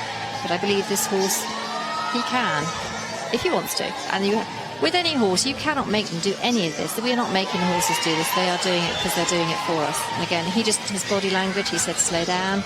And that horse did. Very relaxed. Got that 2:23.5. That was on pattern 8 in the team competition. This is pattern 12 for the individual medals. Casey sits very, very quietly on this horse. You can see he's a neat rider, and he's just literally urging that horse forward, but very neat, controlled. That horse is responding. Oh, just a slip there, but he stayed in lead.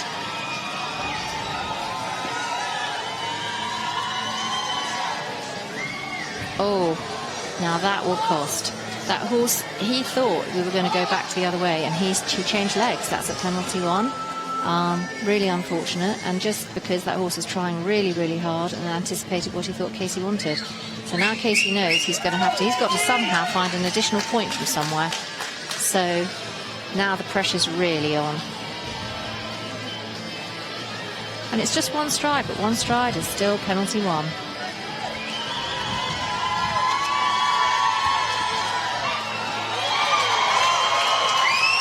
Excellent roll back.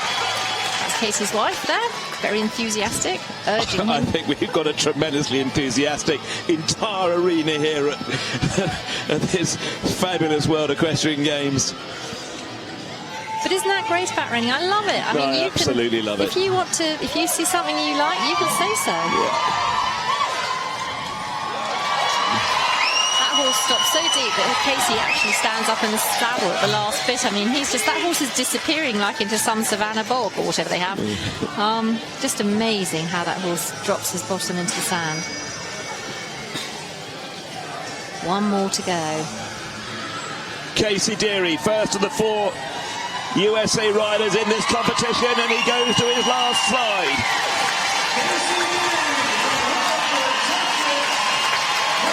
Gold medal at the moment is 2:25. That's with Brazil.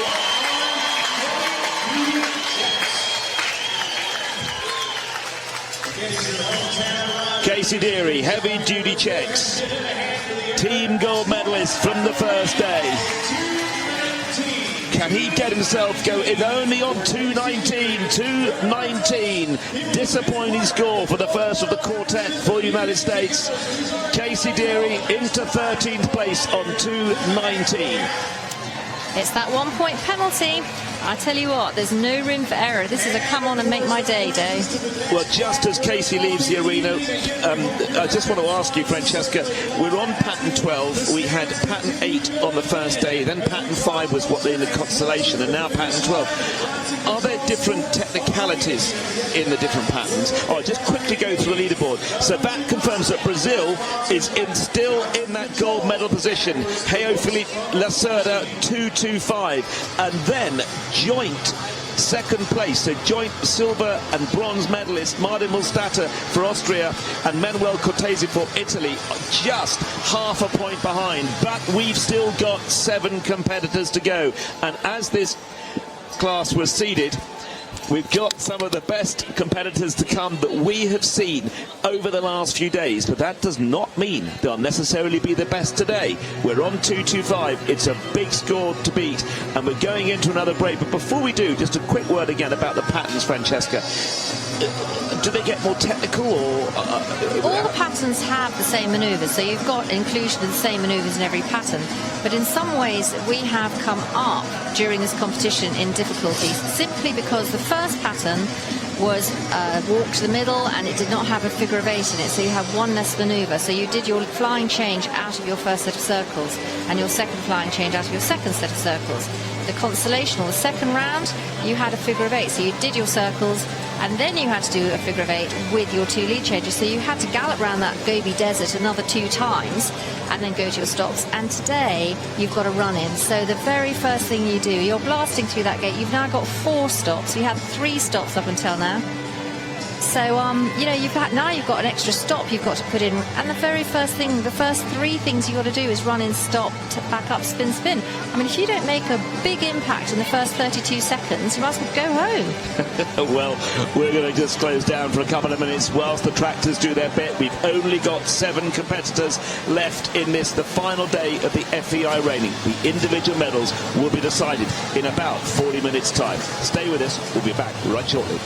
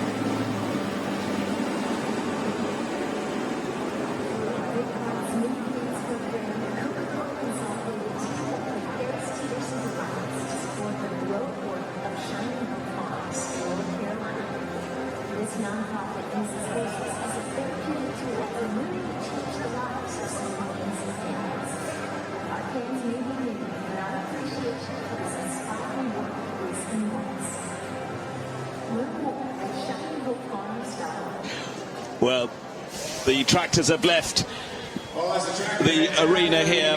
We've just got 7 competitors left. There will be one more drag prior to the final 2 because they drag every 5. But at the moment, that's the medal position on your screens. We've got with Brazil in the gold medal position at the moment. And that is Juan Felipe Lacerda on 2.25, Martin Mulstatter and Manuel Cortese on 2.24.5 in joint second place, splitting the silver and bronze medals. It's very, very tight at the top. We've got 7 more competitors to come who've posted bigger scores than 2.25, some of them in the earlier days, in the earlier patterns. That was pattern 8 on the first day.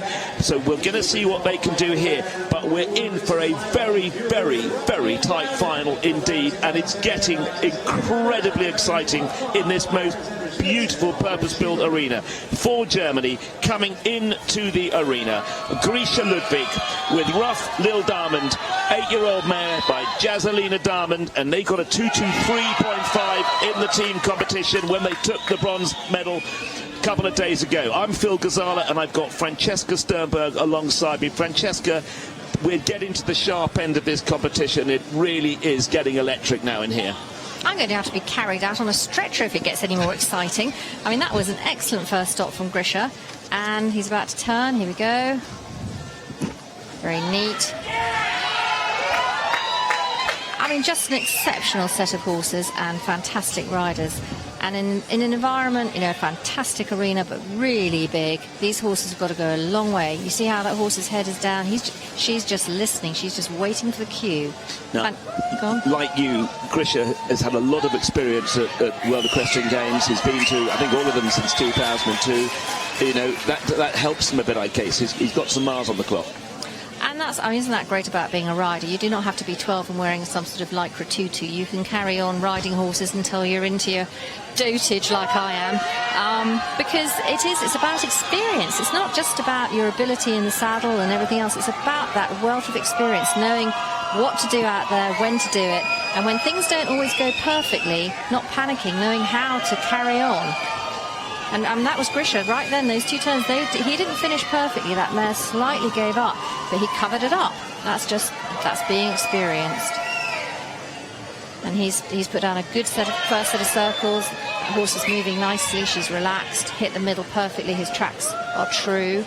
And that first stop was very good, but the next 2 maneuvers not as good as Grisha could do. And he knows that. He's out there. He's counting in his head right now, thinking, uh-oh, he's got to step up.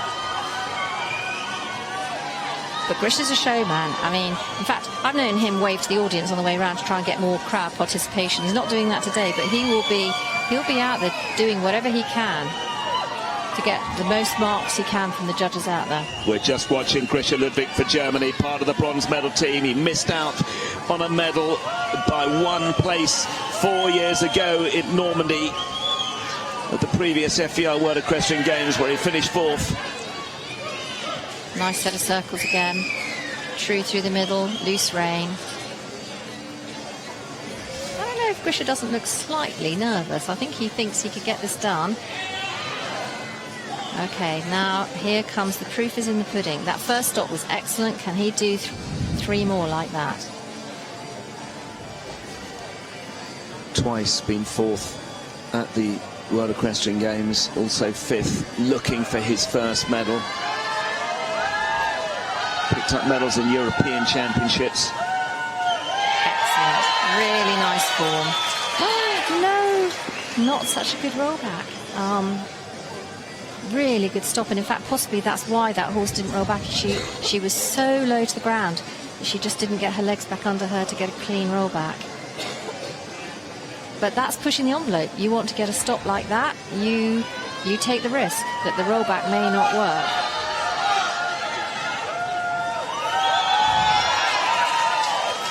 And do do you have to do the roll back immediately you finish the slide as you've come to a stop?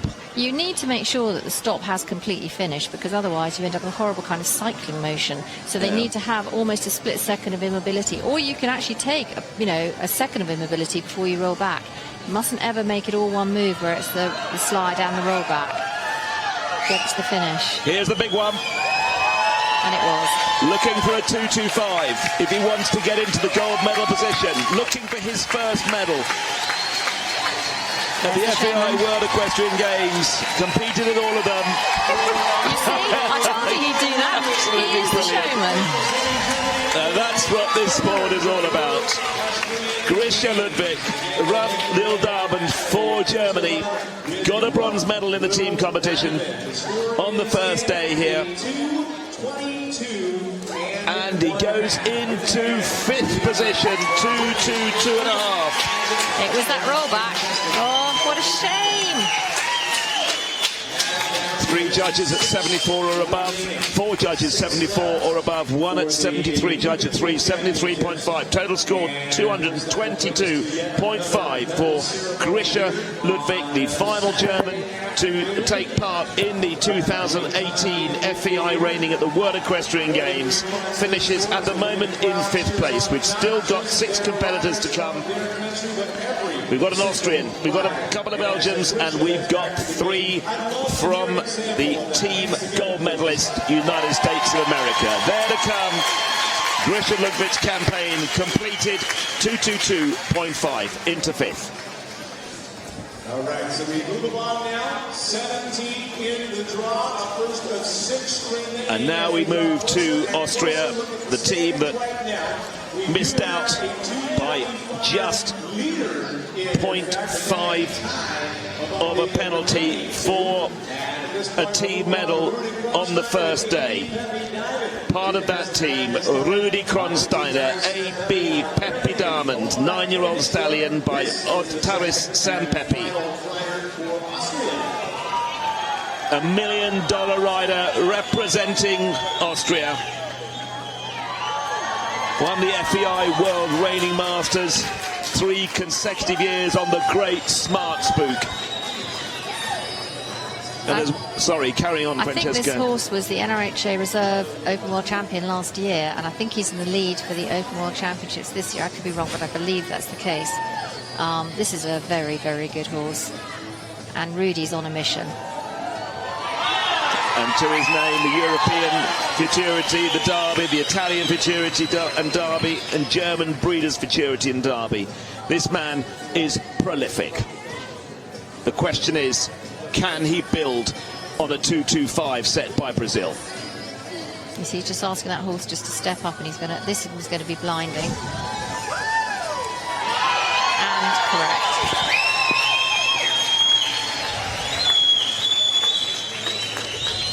You see how that horse is just looking down the arena. It's funny how they do that. It's almost like a confidence thing. They'll look down the arena to see where the gate is and if everything's still okay, and it is, and then they'll go back to work again.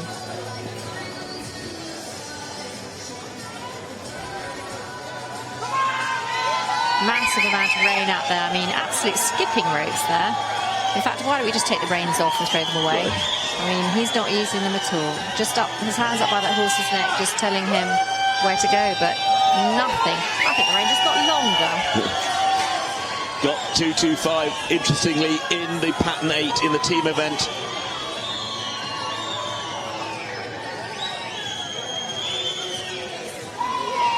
And again, just his body language just told that horse to come back. He just didn't pick his hand up. And he's telling those judges, he is putting it out there. It's like, come on, guys, mark this. See how he's looking his head down the arena to make sure that horse does not get confused. All of this is about body language and being in tune with your horse. It's really important. If you take away the reins, that's all you've got left. Yeah. Really saying, come on now.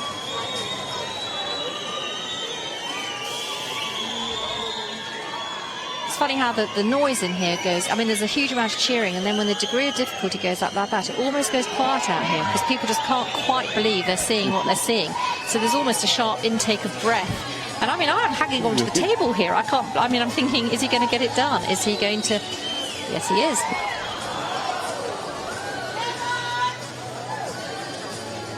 We're watching Rudy Kronsteiner for Austria. He seems to take a casual look around the crowds just then, but it's not going to be casual in a couple of seconds' time. Okay, here we go. Really nice. Stand up, stand up, stand up. It's okay. It's okay. That horse was so low to the ground, and he stopped so hard that he had to scrabble to get his feet back. Is that okay, then? That's okay. I mean, it's not a penalty. I don't know how the judges will mark that, because it was because of the degree of difficulty. I mean, that horse ran true. You can watch them. It's almost like watching a jumbo jet take off. They gain momentum as they come down the arena. They're gaining, gaining, gaining, gaining, and then they stop. And it's, he said, I mean, that horse really tried, and he backed off then, really backed off. It was like he said to that horse, okay, just get a bit of confidence back. We'll see what he does the third one. Because that first one, I mean, he flew down there. We'll see. He's just told that horse it's okay. Still a credit stop. See if that will just build things back for the finish. But he doesn't have to roll back after this one. It's the big one.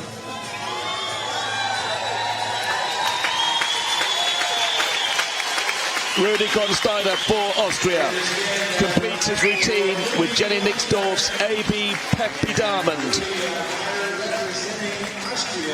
He needs 224.5, above 224.5 to get into a medal position. Oh, it's nail biting. I'm biting my nails waiting for this result.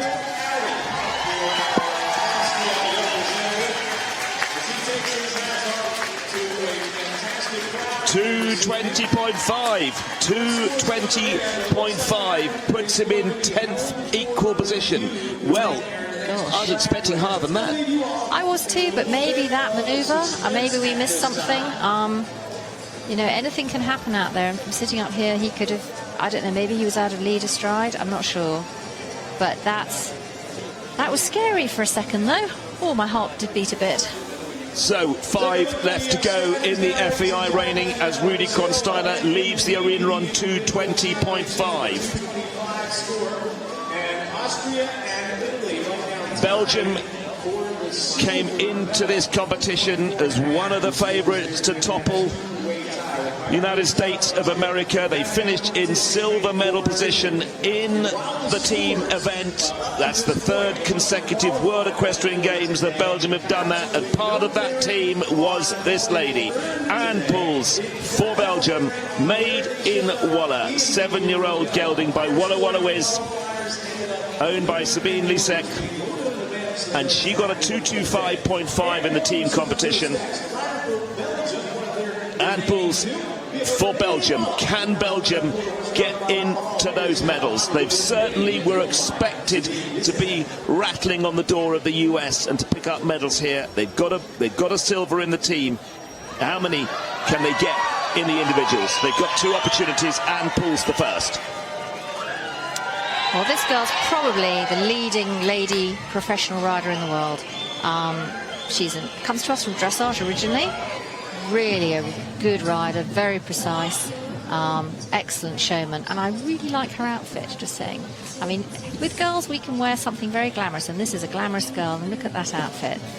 She's got her spangles on, she's got her Belgian flag on her back, and she has got a big turn coming. Very nice.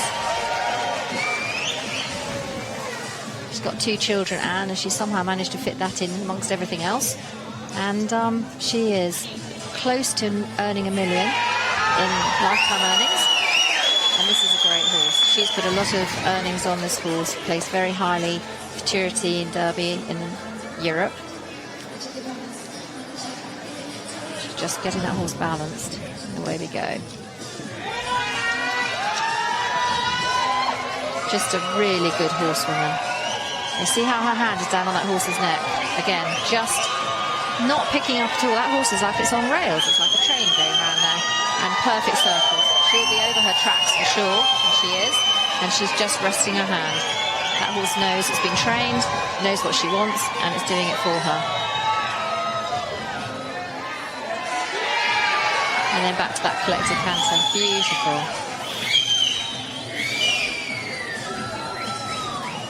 You can see from her posture right there, you can see the slightly dressage-y way she rides, which is very, very stylish. And a lovely lead change. Of course, her husband's going to be coming up fairly soon after her, which is an amazing husband and wife combination. They are just an incredible couple, and they live, breathe, do horses, and it shows. You have to put the time and the effort into this to get the results. And that horse is running on rails this way. Loose rein. She's just got her hands slightly up this way, so she obviously is just guiding that horse fractionally more down this far end of the arena, which is interesting, but still, horse very obedient. Very nice transition down to collector canter.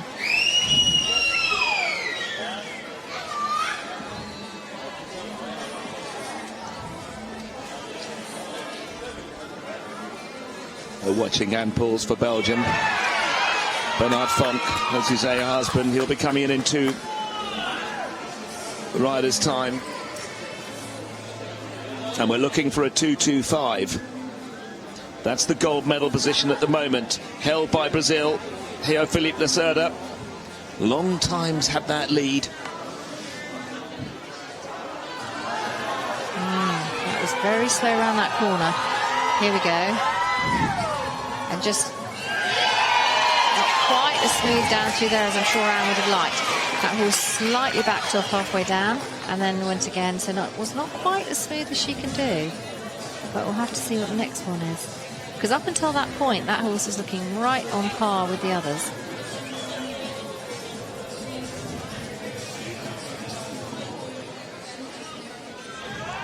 Lining up.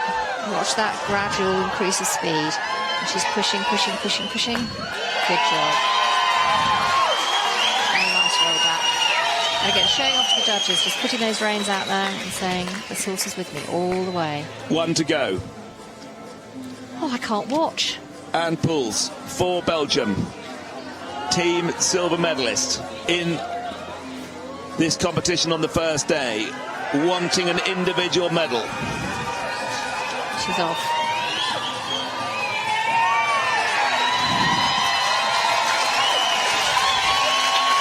Well, looking for her first individual.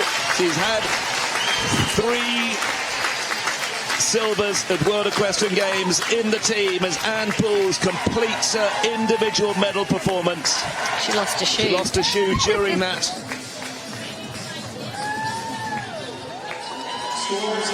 And we need a score bigger than 224.5 to get into a medal position here for Anne Pools for Belgium.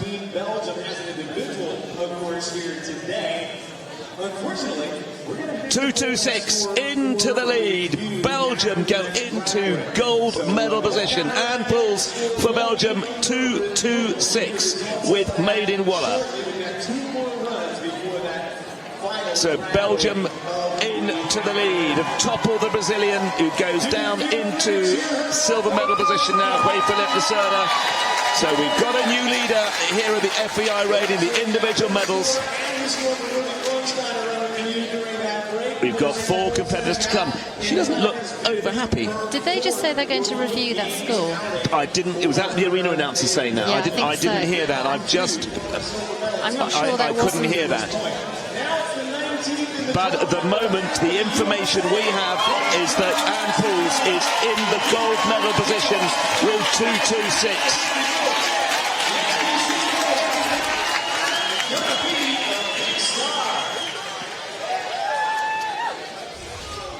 And now we come to another for the US, Jordan Larson with Arc, gonna be a big scar, 7-year-old stallion, team gold medalist at the last 2 FEI World Equestrian Games, and that includes this one here in 2018. And looking for his first individual medal at the FEI World Equestrian Games. Big first manoeuvre. Really almost checked on the way in and then just centered, but this is his signature piece. Look at that. Look at that. And he's not going to hang around. He's going to keep that horse's concentration.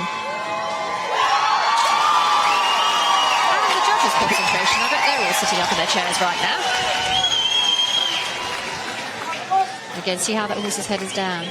He's just listening. He's just getting that horse to listen to him. You say, okay, come on now. Walk forward, pick up canter. Very nice. This horse has won a lot. It's a really, really good horse, and it's a great partnership. Can he do it today? We've seen stranger things happen, but it's so far so good. Very good through the middle, and he is not hanging about.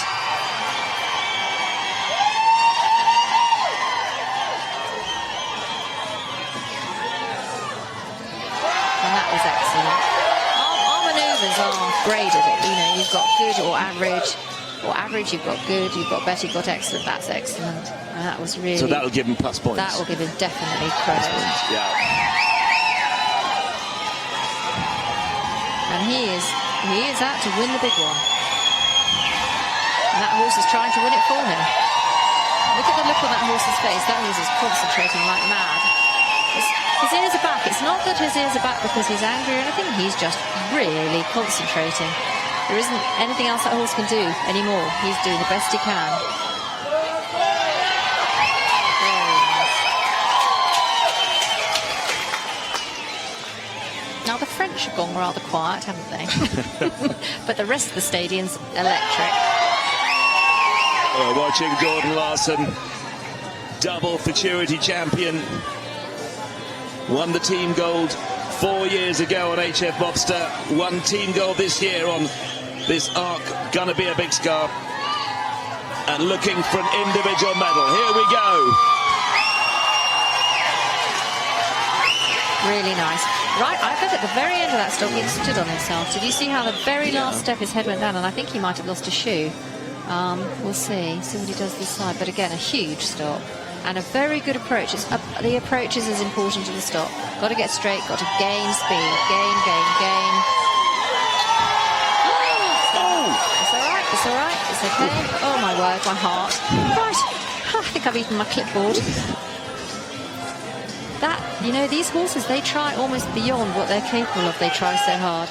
That horse really, really did try. Okay, here we go. Excellent. Stand up. Good job. And what a tremendous performance from the team gold medalist. Jordan Larson, gonna be a big scar. The 7-year-old out of Wimpy's little chick, the futurity champion. Beautifully bred horse. Beautiful performance, a gold medal already this week for this combination, and the USA in a very, very strong position. We'll wait for them. As we do, we need to bring you the news that we've got it on our screens here, that Anne Pools has been given a 0.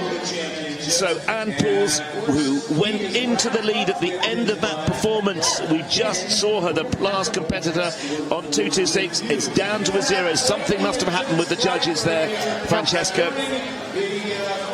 Here we go. What's the score going to be? Sorry, 225 is still the gold medal score at the moment. What's Jordan got? Come on, put us out of our misery, please. But certainly it's worth it for all of you who are cheering them on. And we've got one more before we take that track break. It's going to be the 2008. Well, we're waiting. The tension is mounting here. We've still got 3 competitors to come. And they're all capable of being on that podium. More than capable of being on that podium.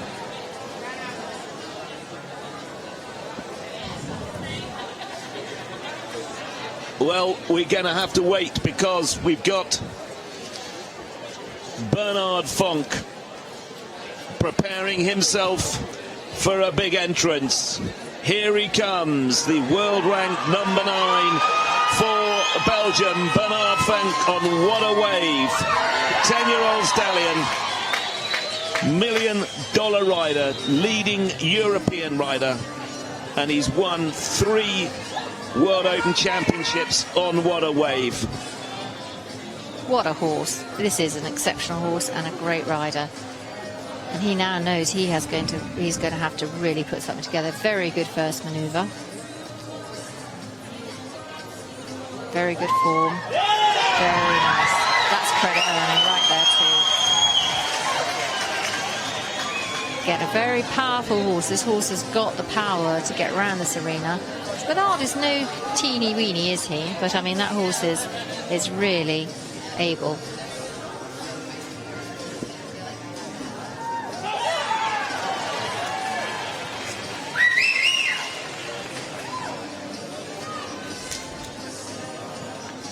Bernard's thinking about it, getting his hat on tight. Waterwave's thinking about it too. Now that's interesting. He's got a knee boot on, and that knee boot has slipped down. Not that matters, but it's just an interesting thing. Normally the horses don't compete. They take the knee boot off before they come in. But for whatever reason, he's doing that. That's fine. And he is on a mission. See his body position. He is showing the judges loose rein, and he is running that horse. Nice set of circles.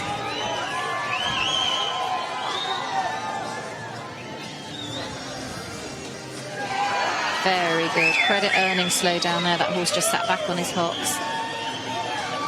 That's his wife at the gate shouting for him. It's a family affair. Very nice lead change. So far we've got credit earning manoeuvres probably not far off, or right there with Jordan. It'll be down to the judges' preference who they like better. One more manoeuvre to go.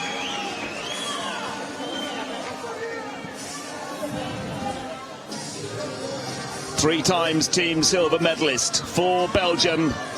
Bernard Fonk looking for his first individual medal at the FEI World Equestrian Games. Yes, really nice. And with ability.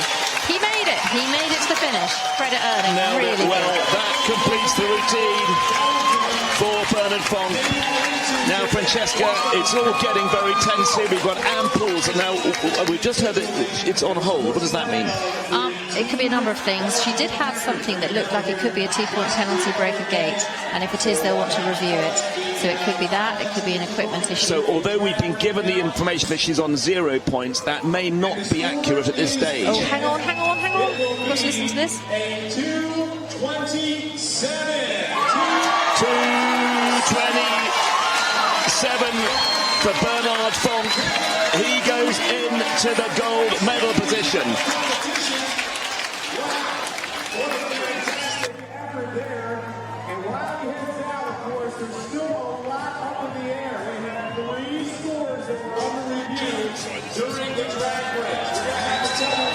Bernard Fonk, 2:27 into the gold medal position for the individuals.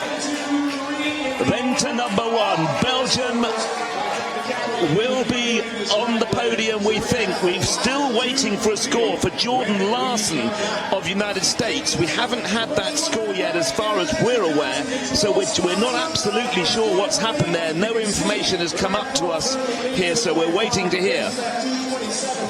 Sometimes you can have an equipment failure issue at the back gate, and then you can end up with a no score. I'm having heart failure. Oh, me too. Blood pressure's through the ceiling. And that is as we know it at the moment. So Belgium have a man in that gold medal possible winning spot on 2:27. Bernard Fonk, what a way. The champions from Europe have come here to Tryon and are in the number 1 spot. Brazil, who was in the gold medal position for 9 riders, 2:25. Felipe Lacerda. I mean, this is just an incredible reining, and we've got 2 horses left to come. Miss Dreamy, I mean, she has been almost unbeaten as a non-pro horse and is an open caliber, world-class horse, and that's with Dan Huss on top. And of course, we've got Cade McCutcheon. I mean, it's just nail-biting. Like I said, the arena, it goes from unbelievably loud to unbelievably quiet because people can't believe what they're seeing. Well, I'm feeling the heat here because not only who we've just seen a possible gold medal winning performance from Bernard Fonk, who, let's face it, came into these championships as one of the favourites, but the team Belgium, you know, they were 4 or 5 points behind USA, and everyone thought they'd be closer to the USA in the team competition, but it looks like they're going to get a medal here, maybe one. But also we've got this lack of knowledge about Jordan Larson. We don't know what's going on there. It looked like a good performance, but we're not sure. So we're waiting to hear about that. And pulls for Belgium. It looks like they might be reviewing that in this particular break. Hey, it is nail-biting stuff. This is nail-biting stuff here, as you say, Francesca. Well, we've got 2 to come. We've got Dan Huss for the USA and young Cade McCutcheon, 18 years old. And I think coming back to the Belgians, carry on. But coming back to the Belgians, I think for their team run, those horses, they were all in quarantine, and for sure Anne's horse and Sierra Beck, who was here for the team, who's an excellent rider and very, very well known. Both their horses, I don't think, quarantined as well. And that's where the home advantage can come into something like this. American horses, they're used to this humidity, or more used to it. Haven't had to do the flight, haven't had to do the quarantine. I think now the other horses are feeling better today for this finals run because they've had a day off. They've managed to recoup. Some of these horses have only had to be one time in the arena. They did their first run and went directly to the individual finals. That helps. If you've got a horse that's quarantined and then it's had to do the first round and then the consolation round and then the finals round, that's a lot to ask of any horse, whether it's an eventer, a show jumper, or a reining horse. So in some respects, horses that are here, domestic horses in the States, will have had a bit of an advantage in that they haven't had to go through that. Having said that, what Bernard just did out there, I mean, that was as good as anything you'll see from anywhere. It was an excellent run. And Bernard Fonk at head of the leaderboard on 2-2-7 in the gold medal winning position. 2 reigners still to come. Both were members of the gold medal winning United States team. Dan Huss did a 2:26.5 and young Cade McCutcheon posted a 2:29 to be the best result that we have seen at these championships so far. Can Cade McCutcheon, at 18 years old, can he take the gold medal? Well, we're going to have a break for a couple of minutes just while they finish off the arena race before we come back to those 2, because quite honestly, we need to get our breath back. We'll be right back with you.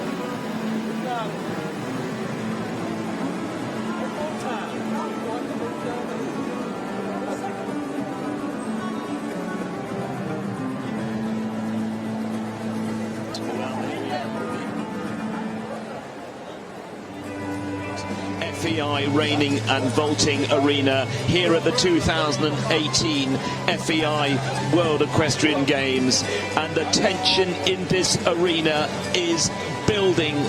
It's at boiling point. And so we at the moment we're in a situation where Bernard Fonk from Belgium is on 227 in the gold medal position. In second place in silver medal, Felipe Lacerda on 225, and then joint bronze position Martin Mulstatter from Austria and Manuel Cortese from Italy on 224.5, just half a point behind the silver medal position. We do, however, have two riders who have completed their routines in this, the individual final, and pulls for Belgium, and also Jordan Larson for the USA, and at the moment we are still waiting to hear about their scores. We're not completely sure. We don't always get the up-to-date information here in the commentary box as it's happening, because obviously all the stewards and the grand jury are outside.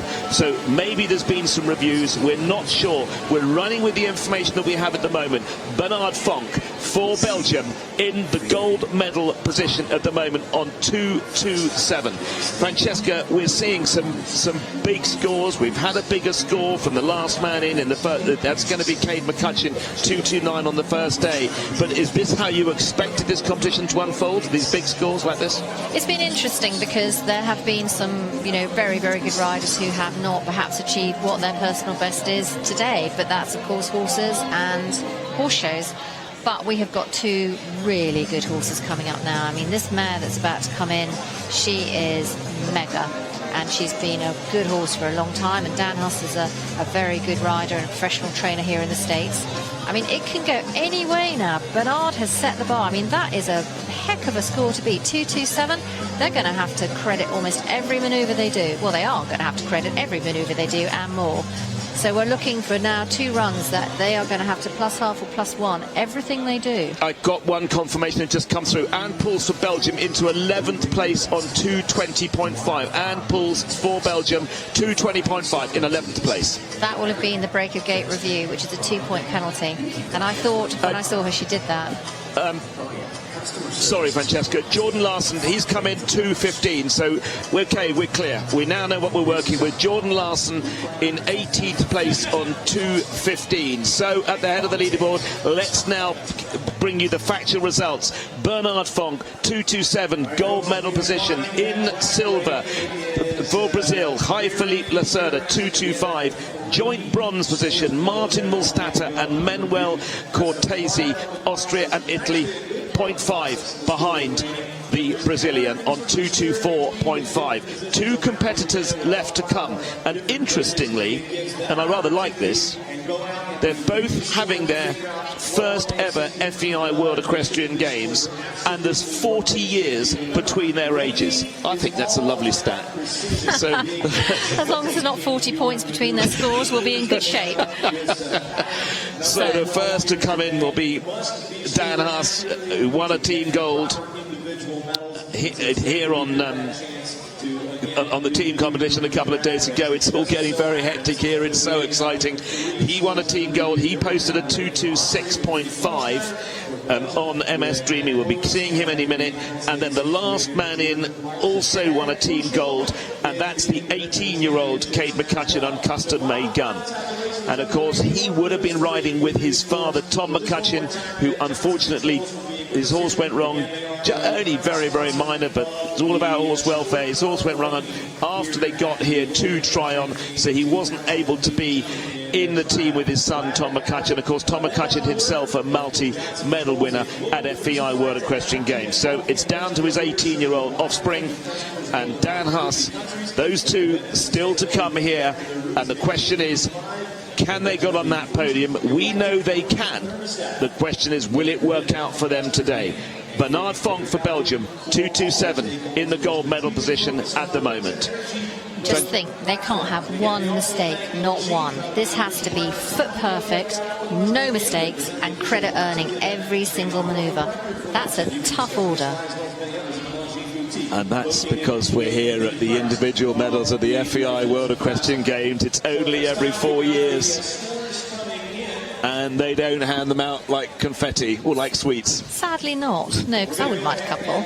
But yes, I mean, can you imagine the pressure outside that gate right now, what they're going through? Well, it would be very interesting to see. We've got these 2 gold medalists, already gold medalists at these games, at very different age groups, very different levels of experience in terms of maturity of riding in these competitions.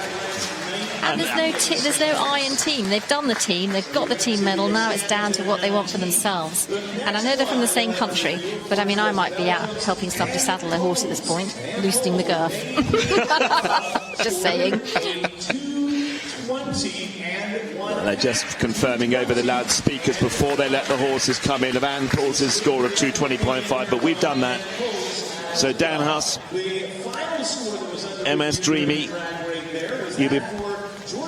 And all this waiting, can you imagine while this man is chatting away out there, they're circling like sharks waiting. I've just been corrected on my pronunciation. Apologies to Dan Huss, apologies to the team behind Ms. Dreamy, not MS, but Ms. Dreamy. Thank you, Roseanne, for correcting me. Dan's jogging around out there, he's waiting. So must be thinking, come on. Talking about building an atmosphere in this arena. Full in here now. Really, really popular. And a great credit to the crowd here for coming out. You know, we're expecting to receive some kind of Edge of Florence this evening. And it's great to see so many people in this wonderful arena. Here we go, I reckon. The tension is mounting here at the FEI Reining, the individual medals.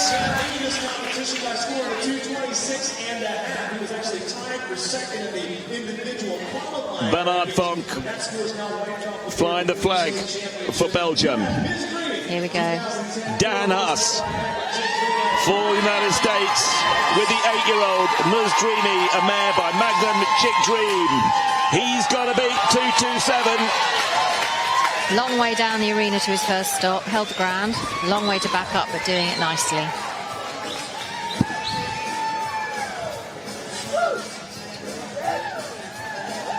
What a pretty mare. Just have been a great show horse, this horse. She's listening. Here we go. Very neat. No mistakes, credit earning. First 2 manoeuvres. Oh, you see, that's nice. They can have a little itch if they want to in the middle. Doesn't matter. It's nothing. They won't take any credit away from that. And he let her do that. Just let her settle.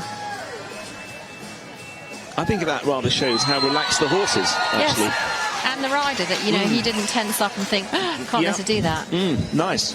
But I think that might be a bit of a mistake on that manoeuvre. I would say that's possibly a penalty half. From where we're sitting, hard to say because we're not in the judges' seats. Well, we'll soon find out. There is no room for any mistakes. Come on now.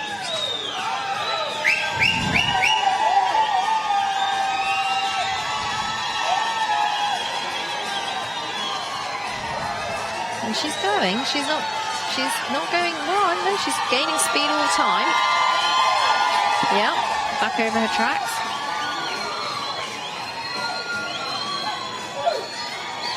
Really concentrating. Very nice. Very nice slow down. But he's going to have to step up. You know, this is very nice, but he's got a big score to beat. I mean, is this, you know, we talk about the average of 70 and we've got to get points above that. Have you seen many plus points so far, in your opinion? In my opinion, yes. I mean, the first set of turns for sure, the first spins, the first set of circles were nice. This set of circles even better so far. It depends. We have a different view from up here. We're looking down on the horses. From the judges' seats, they're on the same level as the horses. They will be seeing different things. But she does not look as aggressive as Bernard's horse looked in terms of that horse attacked this arena. He attacked this pattern. She's doing a beautiful job, but it depends on what you like to see. I mean, she's a beautiful mare. She's elegant. But do you want to see just pure grit? And that's where perhaps sometimes the stallions are more like that. But she can do, her signature manoeuvre's about to come up. This horse is a huge stopper. And if he can drive up through those gears and nail it, she's going to get a lot of credit. You see just how smooth he is around this corner. That's where Anne had a problem. I believe she had a break of gate on that corner. But Miss Dreamy, she's away. And you see how she's gaining. Huge stop. Huge. Hey! That's the first of the 3 stops at the end of pattern 12. And wow! What a stop. And a great rollback. And she just looks like she's out for a Sunday hack. It's like, oh yeah, this isn't a problem. You sit there, I'll just do it. I bet Dan's heart's pumping. Mine is. Here we go. Up through those gears. Very nice. And a great rollback. And look at those tracks. Perfect. I mean, huge. Oh, he's just got to get to the finish. Come on. Oh, it's gone quiet again. He needs better than 2.27. That's the gold medal position at the moment, held by Belgium. Coming on, up through those gears. Oh, I'm not sure. What happened at the beginning of that? She almost went to stop a stride early. The chef to keep scratching his head. Is that a good sign or a bad sign? I don't know if that's going to be good enough. The tension gets even hotter here in the Reining final as Dan Haas completes his routine on Mus Dreamy. Oh, it's a long walk back to the gate waiting for that score. Into second place, 226.5, into silver medal position. Dan Haas for the United States, into silver medal position, 226.5. Bernard Fonk for Belgium, 227, hanging on to that number 1 spot, the top of the podium. Still one competitor to go, and that competitor is the one that has produced the highest ranked score so far at the 2018 World Equestrian Games here in the Reining. So we've got Belgium in gold, we've got United States in silver, and we have got Brazil in bronze at the moment. It was that last stop, that was just one stride between him and a gold, I reckon. However, oh dear, buckle your belts, here we go. Dan Haas showing his appreciation to the very enthusiastic crowd here. And as Dan Haas leaves the arena, the man who's 40 years his junior, and they're both team gold medalists from this World Equestrian Games, waiting to come in. Cade McCutcheon, custom-made gun for the United States of America. The 7-year-old stallion by Colonel's Smoking Gun out of custom-made Dunnet. 2.29 they produced on their first day to assist the US team to take another gold at the FEI World Equestrian Games. No room for error, and has to credit every manoeuvre. First manoeuvre, nice. Not sure it's his best I've seen him do, but it was decent. Gosh, you could say this family bred their horse and their child. I mean, it's been a dynastic family, if that's the word, and they have produced fabulous horses, and now they've produced fabulous riders. Custom-made gun owned by his grandparents. Not sure about that Tim manoeuvre. He's going to have to nail it. Come on, Cade. That last step to finish up that turn was not as fast as the other steps. Let's see. 1, 2, 3. Yes, good. Okay. Was that okay? Yes, it was good. I'm not sure it was good enough. I don't know. I mean, I suppose I've seen him do better. So that's the key, isn't it? But then you can't judge on what you've seen before. You can only judge what you've seen today. And it was excellent. It was an excellent manoeuvre. And he's going. He's going to go now. He knows if he's going to move up into that leaderboard, he has got to go. And he is. Look at that. Low to the ground, and he's flying. I wonder if he drives his car like this. Really nice form coming around that corner.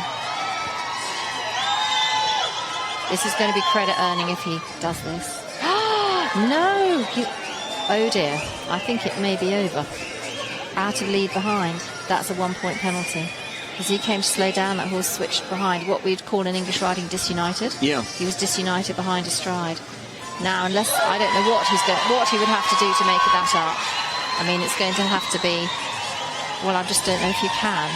Bernard's run was faultless, and he now has a penalty. Well, we'll see. He's not going to give up, though. Look at him.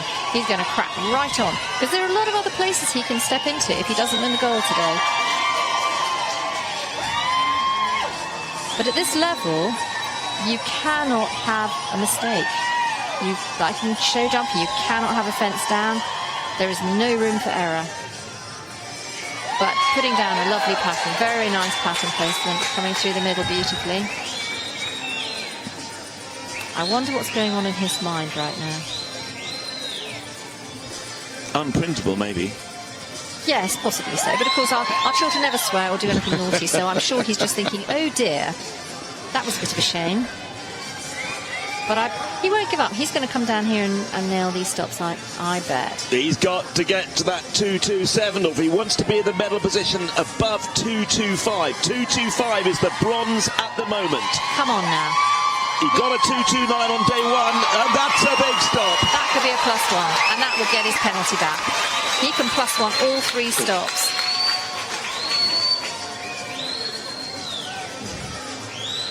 And he knows that. He knows he can get back. Come on now. Looking down the arena for good ground. Looking for his line. Here we go.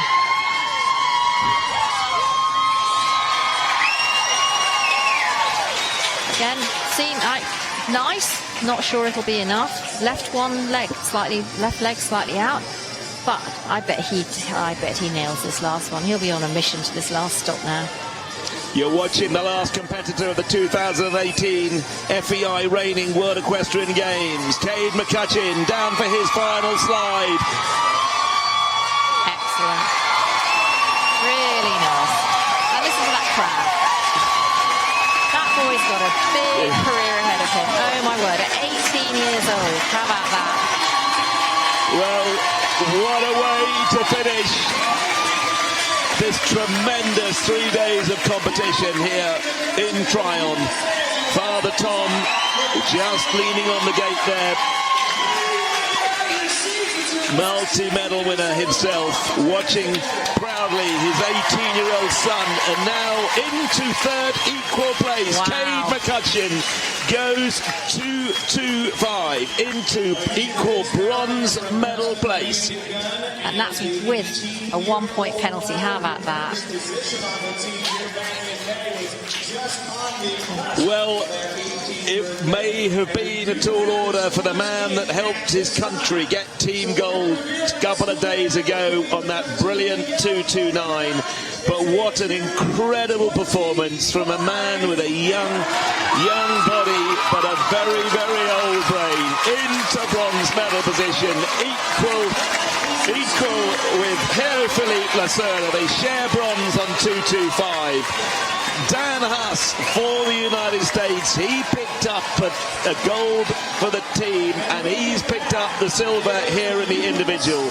But it's all about Belgium, because one of the favourites coming into the 2018 FEI World Equestrian Games was the prolific winner from Europe, Bernard Fonk, and he's taken the gold, 227. So Bernard Fonk, with What a Wave, takes gold. Daniel Huss with Muzdrini for United States takes silver, and in joint bronze position, Felipe Lacerda and Cade McCutcheon, Brazil and USA on 225 take the bronze. What an incredible competition we have had here, not just about this individual competition at this today, but the team and the constellation. It has been absolutely excellent reining in this beautifully purpose-built arena. Francesca, you cannot really have expected a better drama over 3 days and a wonderful surroundings that we've had. It's been an incredible showcase for this, unbelievable showcase for our sport, and you've seen some quality runs from some fabulous riders on just beautiful horses. So, Francesca, is there I've given out the joint bronze score. Is there a possibility of a runoff for bronze at this after 3 days of competition? Well, it's interesting that, because we've never been in that position before. I don't know what the FEI ruling is for a joint position on a podium. What is it for show jumping and cross, like eventing and stuff? What do they do? Sometimes it's worked out on timing on earlier rounds. So it's like in a show jumping, they might take times, right, which of course you can't do here. We don't have that. No, but what we can do, there's 2 different ways to break a tie. You can have a tie-breaking judge, will be a judge that's designated before the competition, or will be judge number 1 depending, or they can break it on penalties, and it could be the run that has the least penalties that will take the medal. So it depends if they use any of the tie-breaking methods. If they use the tie-breaking judge, they'll be down there now doing that. If it's done on penalties, they'll decide which of the riders have the less penalties. And actually, I don't know, I think Cade might have had a penalty. It could well be a tie-breaking judge. I don't know. I don't know how they will do it. We've never been in this position before with the Reining. I mean, what an incredible thing to have 3 men that all can get on the podium at the same time. I guess we'll have to wait and see. It's been nail-biting as it is waiting for these results to come through. So I guess we'll have to wait on the people on the floor to let us know. Thank you for that explanation, Francesca. One thing we do know, there is no there's no discussion necessary about the top 2 places on the podium, because Bernard Fonk for Belgium, he has secured, he's nailed gold, his first gold medal in FEI World Equestrian Games. He was in the team that finished in silver position, their 3rd consecutive silver team, Belgium, at these games, but he's taken the individual gold. Dan Haas for the United States of America, he took team gold. He's going to be on the podium here for the USA once again with the individual silver, and we know that there are 2 riders splitting the bronze at the moment. We're not exactly sure whether they'll share it or whether they'll run off. We'll wait and find out. But those 2 are from Brazil, Felipe Lacerda and young Cade McCutcheon. Those 2 are in bronze position. So, well, we will probably just take a short break, because they'll now prepare the arena for the prize giving. No, runoff.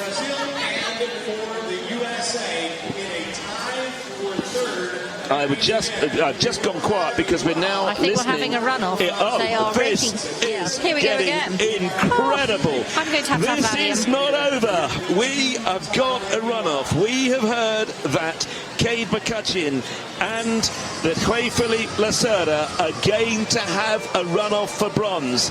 Well, this is all unfolding right in front of us here. Information's always sketchy at these stages of competitions, but that's the information that we think we've heard, that there's going to be a runoff. Now, Francesca, if there's going to be a runoff, Cade has only just gone, and Lacerda for Brazil, I'm just going to look here because it was about 13 or 14 horses ago.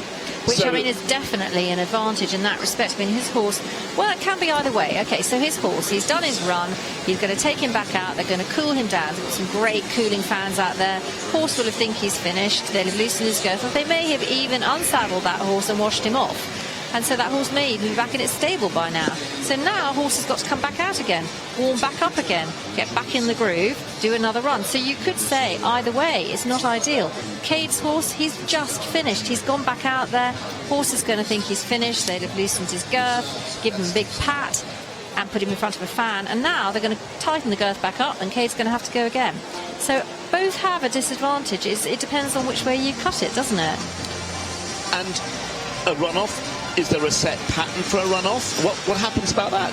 They will do the pattern they've just done. They'll do it again. You're kidding? No. The whole pattern 12? Yep.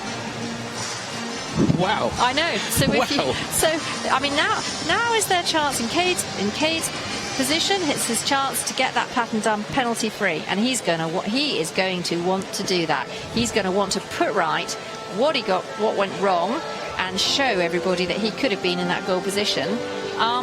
Brazil, I don't know what the Brazilian will be thinking. I'm not sure what I'd be thinking. I would have been thinking until this point that I was definitely going to have a podium position when the last horse went. And now suddenly I've got to kick myself in the pants and have another go. I mean, that's tough. That's really tough. Well, as you can see, there's lots of discussion going out there amongst the teams. And it could be if one of them wanted to decline, I'm sure they could, but that's not going to happen, is it? Would you? Not at the FEI World Equestrian Games. Not with a podium. Not with a podium round the corner. I certainly wouldn't. I'd be sharpening my fingernails to get it on that medal. And I could see out the back. I could see Mandy. She is striding up and down. That's Cade's mother. Yes. So she's probably, I don't know what she's thinking. And I can see the Brazilian trotting a circle. He's warming that horse back up. Right. So that was indeed Felipe Lacerda trotting around. I think you just spotted that, Francesca. Thank you. So that tells us we're on for some action. We are. I mean, they are. It goes Mandy the other way. There's a lot of striding of people and striding of horses. Is that Tim McQuay there? It just gone to the right? It's just gone out of picture, yes, actually. Yeah, his grandfather. The whole family are there. And the Brazilian coach is out there. And you've got your timer down there. I mean, they are pumped and ready to go. Oh, my goodness. Well, we are in for some more excitement. The drama here at FEI Reining, it isn't over yet. We've got an assured gold and silver, but it's about who's going to take home the bronze. Will it be Brazil? Will it be United States? Belgium with Bernard Fonk has taken the gold. Dan Huss for the United States has taken the silver.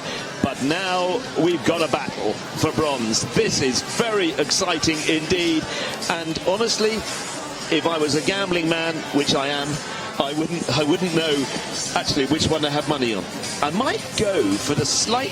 What I might do is I think I'd go for Cade, because he might just come in here a little bit carefree, which might just get him, with a bit of that young energy. And I think he will want to put right what went wrong in the first run. I mean, he's going to want to put that right. I would. If I walked out of that arena with a penalty, I would be desperate to get back in here and put that right. I mean, he is definitely going to give it. But what's a really funny dynamic, or an interesting dynamic, is that Bernard Fonk comes from a completely non-horse background. Neither of his parents were into equestrian sport. He is self-taught somewhat. And so at the top end, the gold, you've got somebody that has worked his way through this sport and came here. He didn't come here to come second. He's won. He's been a world champion 3 times. He's very driven, and he's very, very good. But he did it himself from the get-go. You've got Cade on the other end of the spectrum. I think he might be half horse.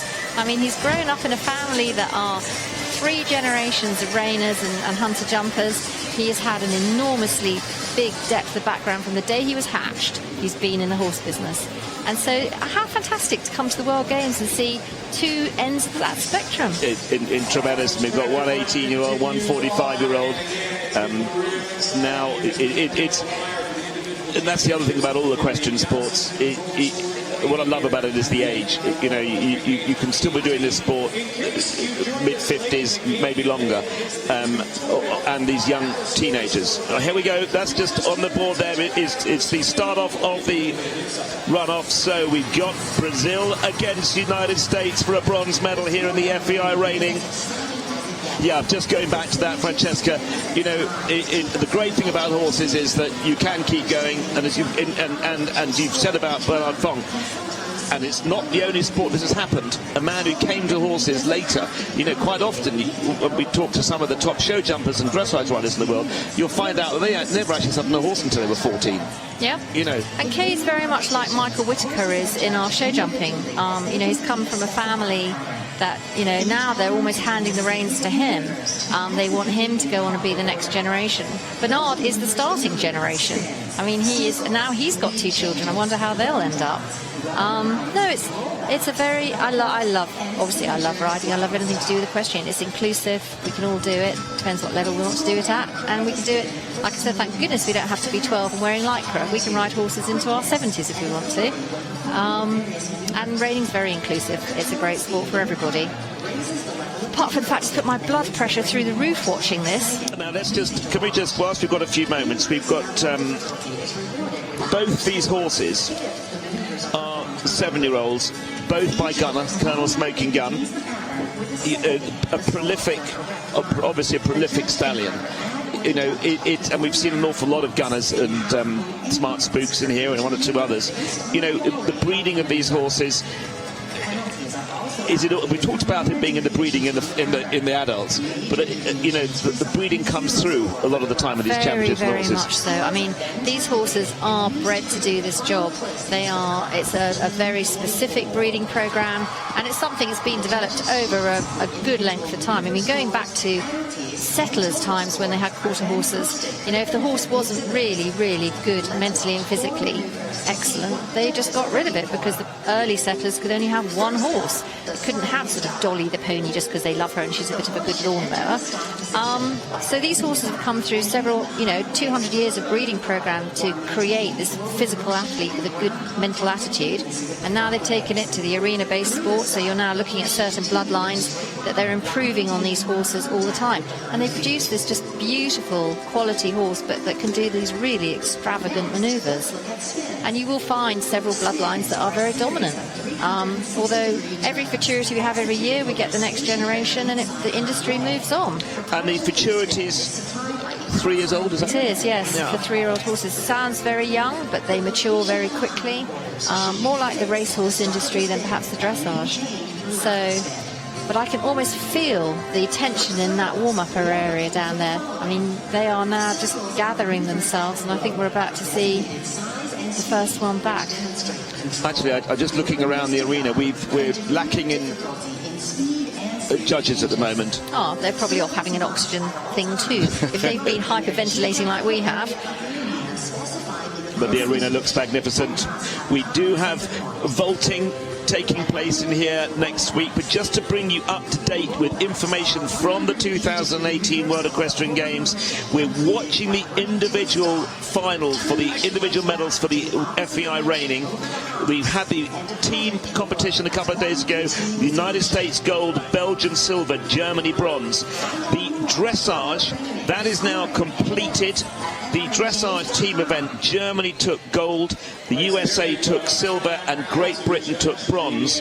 And in the Grand Prix special in dressage, Germany, Isabel Worth took gold, Laura Graves, United States took silver, and Charlotte Dujardin for Great Britain took bronze. And the cross country for the FEI eventing took place today. We don't have any information how that went, but I understand that the course rode very well. And we also understand that due to weather restrictions, which has caused us a bit of a hassle here, this impending storm from Florence, is that the dressage freestyle will not be taking place. But tonight, the last event still running here in this wonderful Tryon International Equestrian Centre here. It is all about the FEI Reining, and the judges are now making their way to the stalls, to their chairs at the edge of the arena, because we have a runoff. And we've got a runoff for the bronze medal. And it's Brazil versus United States. Felipe Lacerda in the team for Brazil that finished 5th, was riding Gunner Done It Again, 7-year-old stallion by Colonel Smoking Gun. And the last to go in this runoff on a similarly bred horse, also a 7-year-old, Cade McCutcheon with custom-made gun. That's the two in the runoff. Joint scores of 225, 227 took the gold with Bernard Fonk, 226.5 Dan Huss in silver. So now we're going to bring you the decision or the result of the bronze medal in just about 10-15 minutes time. Hold on to your hats, because we've got two great riders battling it out for their first FEI World Equestrian Games medals. Gunner Done It Again. Do you think he can? He's going to have to. Very, very good. I like what you did there, Francesca. Sorry. It's all just very exciting stuff. I can see him out there. He's just trotting that. He's literally just trotted that horse around. They're going to try to keep as much energy as they can in those horses. I bet their warm-up will be a bit of a walk, a bit of a trot, because they're going to need every ounce left to get around this arena for the second time in a matter of hours, or a matter of less than an hour for Cade. And this is a test of strategy. They're going to have to figure out how they can get the most out of these horses, bearing in mind that most of the best is gone. Dig deep. They're going to have to dig really deep. Massive. Brazilians are ready. The Brazilians are certainly up for it. Massive moments for both of these competitors. They're trying to urge that rider on. They're trying to give him their energy. Pattern 12, as with this part of the competition this afternoon.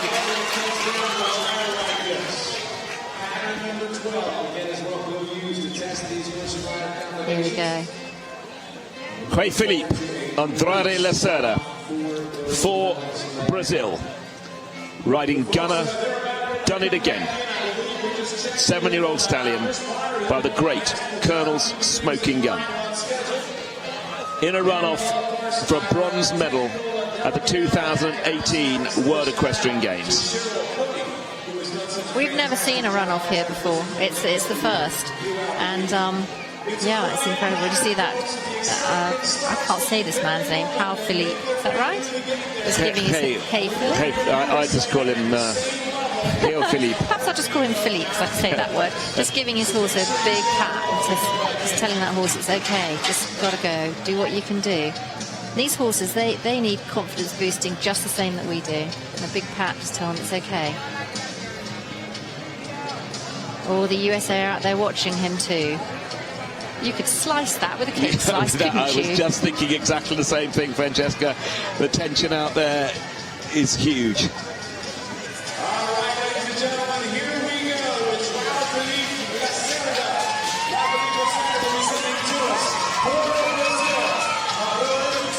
The crowd are ready. The arena's ready. Brazil's ready. I'm ready. Felipe Lacerda for Brazil with Gunner, done it again. In a runoff for the bronze medal at the 2018 World Equestrian Games here in Tryon. Let's go! Oh, the crowd are urging him on. Nice. Long way to back up again.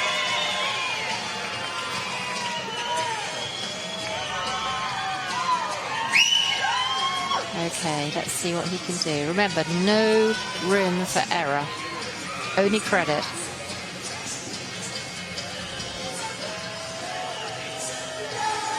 Very nice. Very nice. Nice form. No penalty. Get the hat squashed on. I was just listening.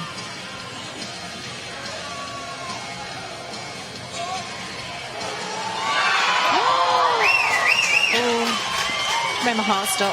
Turn faster that way. Did he stop okay? Yeah, he kind of covered. He nearly had a penalty and he covered it up. I don't know how much you can cover up from these judges. They don't seem to miss a lot. They might be dozing off now. Yes, it's been a long afternoon. It has been a long afternoon. And he is going. He is really going.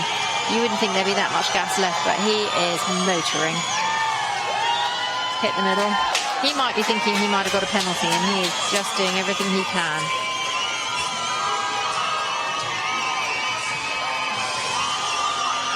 And they're both young stallions, 7-year-olds. That's not old in reining horse terms. Very nice. Oh, that looked lovely. Yep. Really nice. Lovely transition. Stylish. A horse licking his lips. He's really trying hard. When a horse licks his lips, it's usually a sign of him saying, "Is that okay?" And that's just what that horse did. And we're off again. I wonder if they drive like this in Brazil. The answer is probably they do. Philip's on his feet. We can't believe what we're seeing here.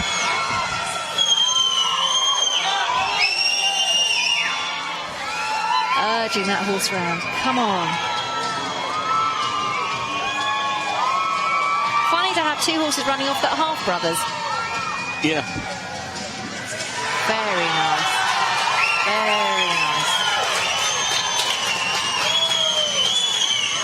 Horse licking his lips again. Was that okay? Was that okay? The rider saying that was just great.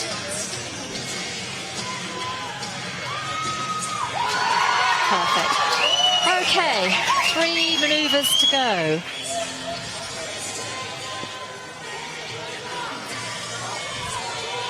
Relaxed, very relaxed around that corner. Hey, Felipe Lacerda, riding for bronze. Really nice. Through all. Yes. Perfect rollback. Great rollback. Even I could spot that. Was great.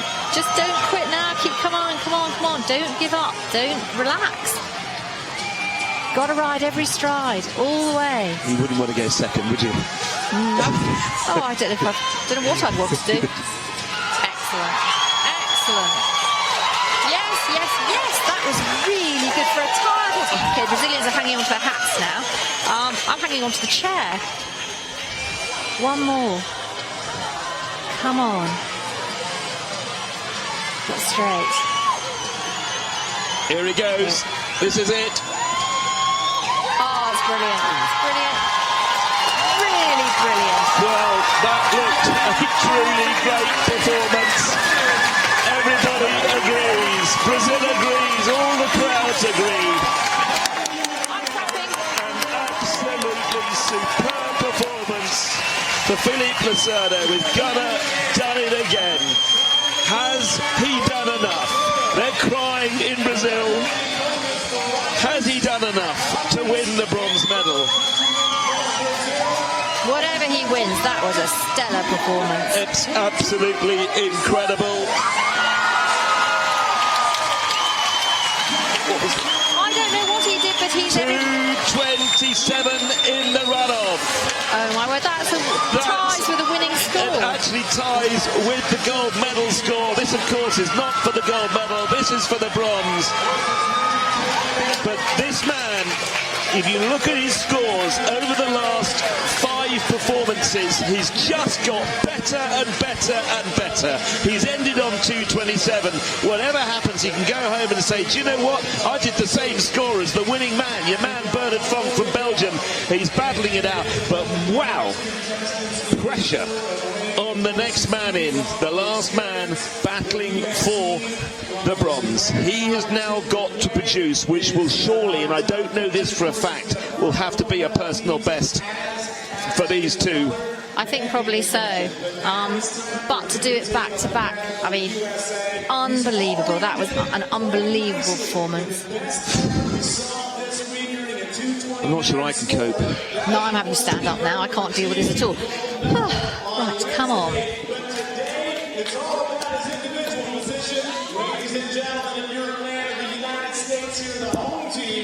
Big build up for Cade. I bet. Oh, look, he's patting his horse. That's so lovely. Just a pat before he goes this. Okay, buddy, we can do this. For the bronze medal of the 2018 World Equestrian Games, the individual bronze for FEI Reining. The runoff, the last man in, the youngest man in the competition, Cade McCutcheon from the United States with custom-made gun. Nice first manoeuvre. You see how that horse has got on his back legs, he's got hock boots on. That's the only horse out here that's got that, and that means that horse stops so hard they're protecting his hocks from going in sand. That gives you an idea of how deep that horse stops. Nice. Just slightly lost cadence on the third rotation, just one step, but then got it back. Tom and Manny McCutcheon grabbing hold of the rail at the edge of the arena here.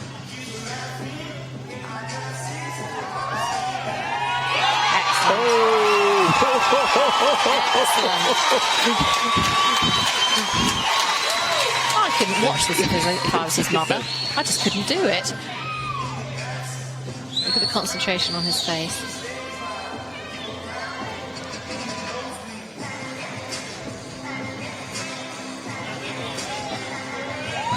Nice leg departure.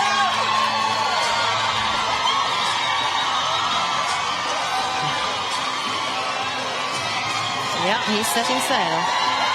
Not super fast, but enough to gain credit. Very nice.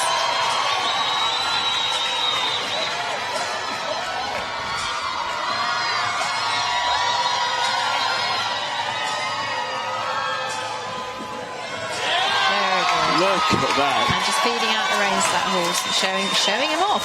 It's like, look at this.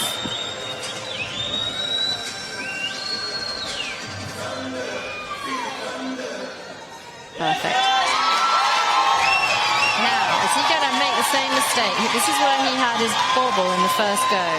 And I bet he's not going to do it again.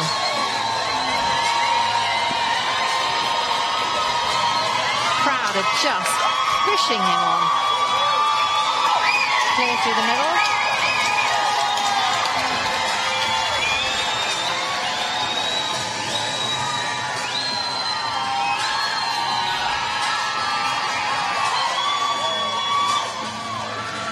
No mistake this time. Perfect. Look at that.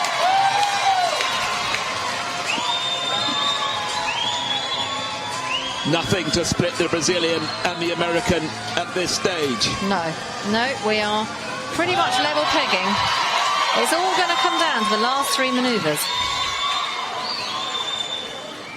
There are people standing up all over the place now. Desperate for him to get there. Okay, here we go, up through the gears. They're going to have to be big. And they are. And that's a superb start. Kate McCutcheon, father clapping, mother whistling.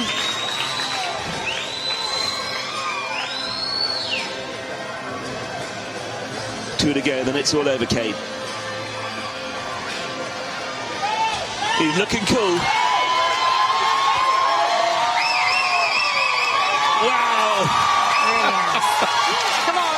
Oh my word. Can't stop for a second then. Just one more to go.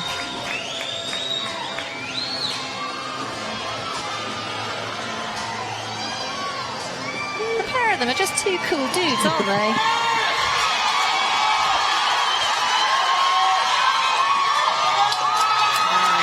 What a tremendous performance.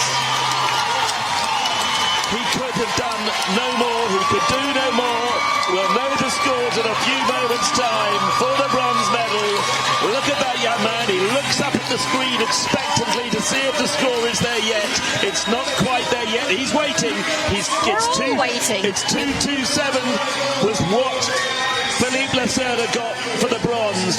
Will this man get a medal at 18 years old at the FEI World Equestrian Games? It's too difficult to tell. He dismounts, custom-made gun. He's done it! He's taken the bronze. Can you believe it? Well, the scenes here in the FEI Reining are just unbelievable. There's a chef to keep. I can hardly speak. Young Kate McCutcheon posts a 2:28, and in fact would have been better than would have been a gold medal position had it not been a run-off for bronze. But wow, Francesca, say something about this young man, because I'm not sure I can speak much more. I don't know what to say. I think I might take him home. I mean, just unbelievable. And that, he had to go back to back. What an incredible achievement. Just amazing. And he was so cool about it. I mean, he just went out there and did his thing. Well, I don't know. I'm meant to be commentating all next week. I'm not going to have a voice left. There's his mother. Oh, look. And the horse, of course. It's difficult to emphasise what this young man has achieved at 18 years old. The pressure competing here at his first ever FEI World Equestrian Games was immense anyway. He posted the best score of 229 on the first pattern, on pattern 8 on the team competition, which helped the USA get team gold. He came in here, he put a 225 on the board, put him in the bronze medal position. Then there's a run-up with Felipe Lacerda for Brazil.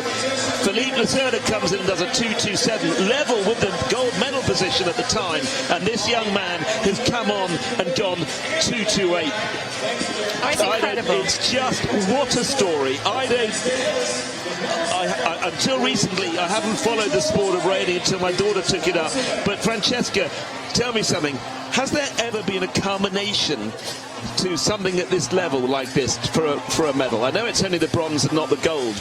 It's pretty dramatic, this. This has been an exceptional WEG. I mean, unbelievable. And in every aspect. I mean, from all sides, the runs that the people got in the first goes, the fact they've had to come back and have this runoff. I mean, it showcases the heart of the horses. Oh my goodness, as they say here, holy cow. I mean, how about that for some grit and guts and everything else? Just unbelievable. There we are. Belgium. They came here as one of the favourites. They got a silver in the team, but they've now got a gold because Bernard Fonk, the European champion with What a Wave, has taken the gold on 227. Dan Huss with Mus Dreamy for the United States, member of the gold medal winning team, he's taken silver at 226.5, and Cade McCutcheon on custom made gun, the 18-year-old, got a team gold, and now he has an individual bronze. That's the top three. The Brazilian in fourth.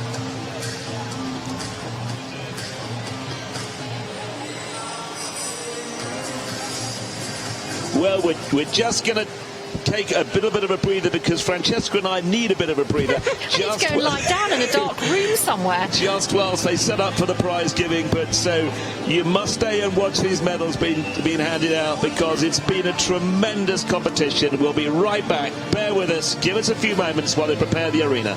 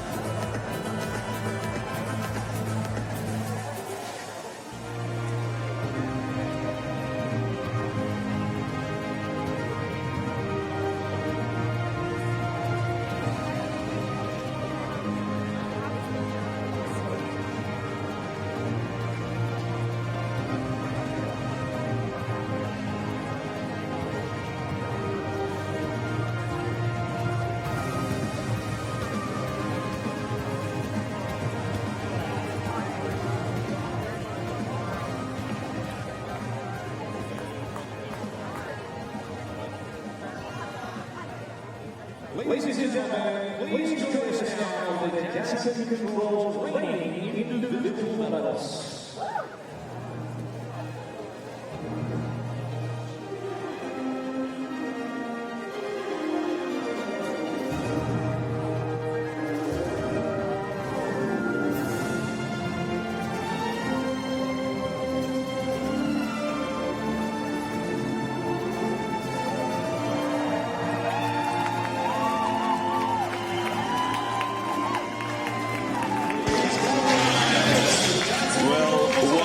Incredible 3 days of competition we have had, but could we have predicted the finale?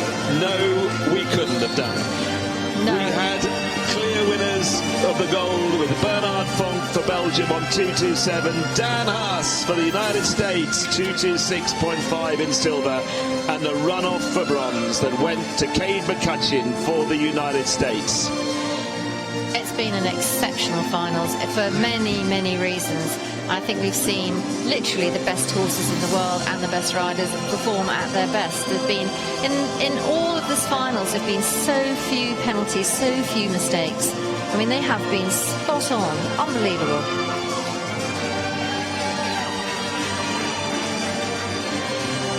I wonder if they'd missed that horse if I just popped that in my hand luggage. Actually, Cade's horse, I believe, is going into a sale shortly, what Tom was saying. Yeah, they do have a big sale coming up. Yeah, he said he was going to put it in. He might change his mind now. They might change their minds.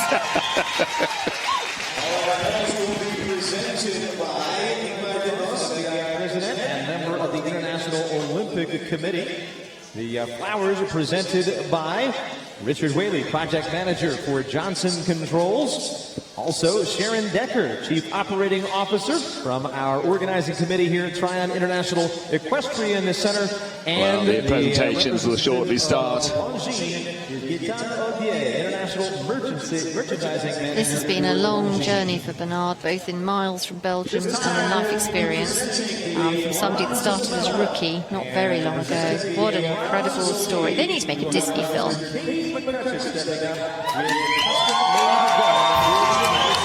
Gabe McCutcheon, first ever FEI World Equestrian Games, first major senior competition. Future is safe for Reining youngsters like that. Absolutely. And Dan Haas, first medal for Dan Haas. They've both got golds in the team. Today is about the individual, and the gold goes to Bernard Fonk for Belgium. Bernard Fonk and Paul, his wife, they came here with the team, hoping to take team gold. They stayed in the silver, as they did the last two games, but they got the gold with the individual. And Bernard, such a serious man, but I think even he may have a tear in his eye. I think I almost have. FEI President Ingmar de Vos making the presentations of the medals.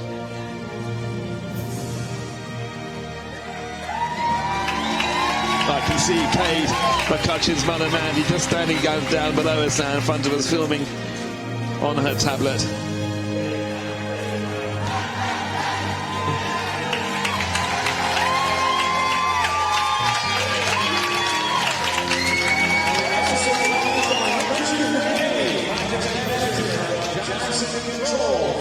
First individual gold medal to not go to America since the start of that. Since the start of the game, 2002.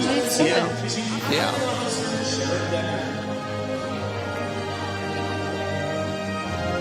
They're going to have to rename that horse What a Horse, not What a Wave. Well,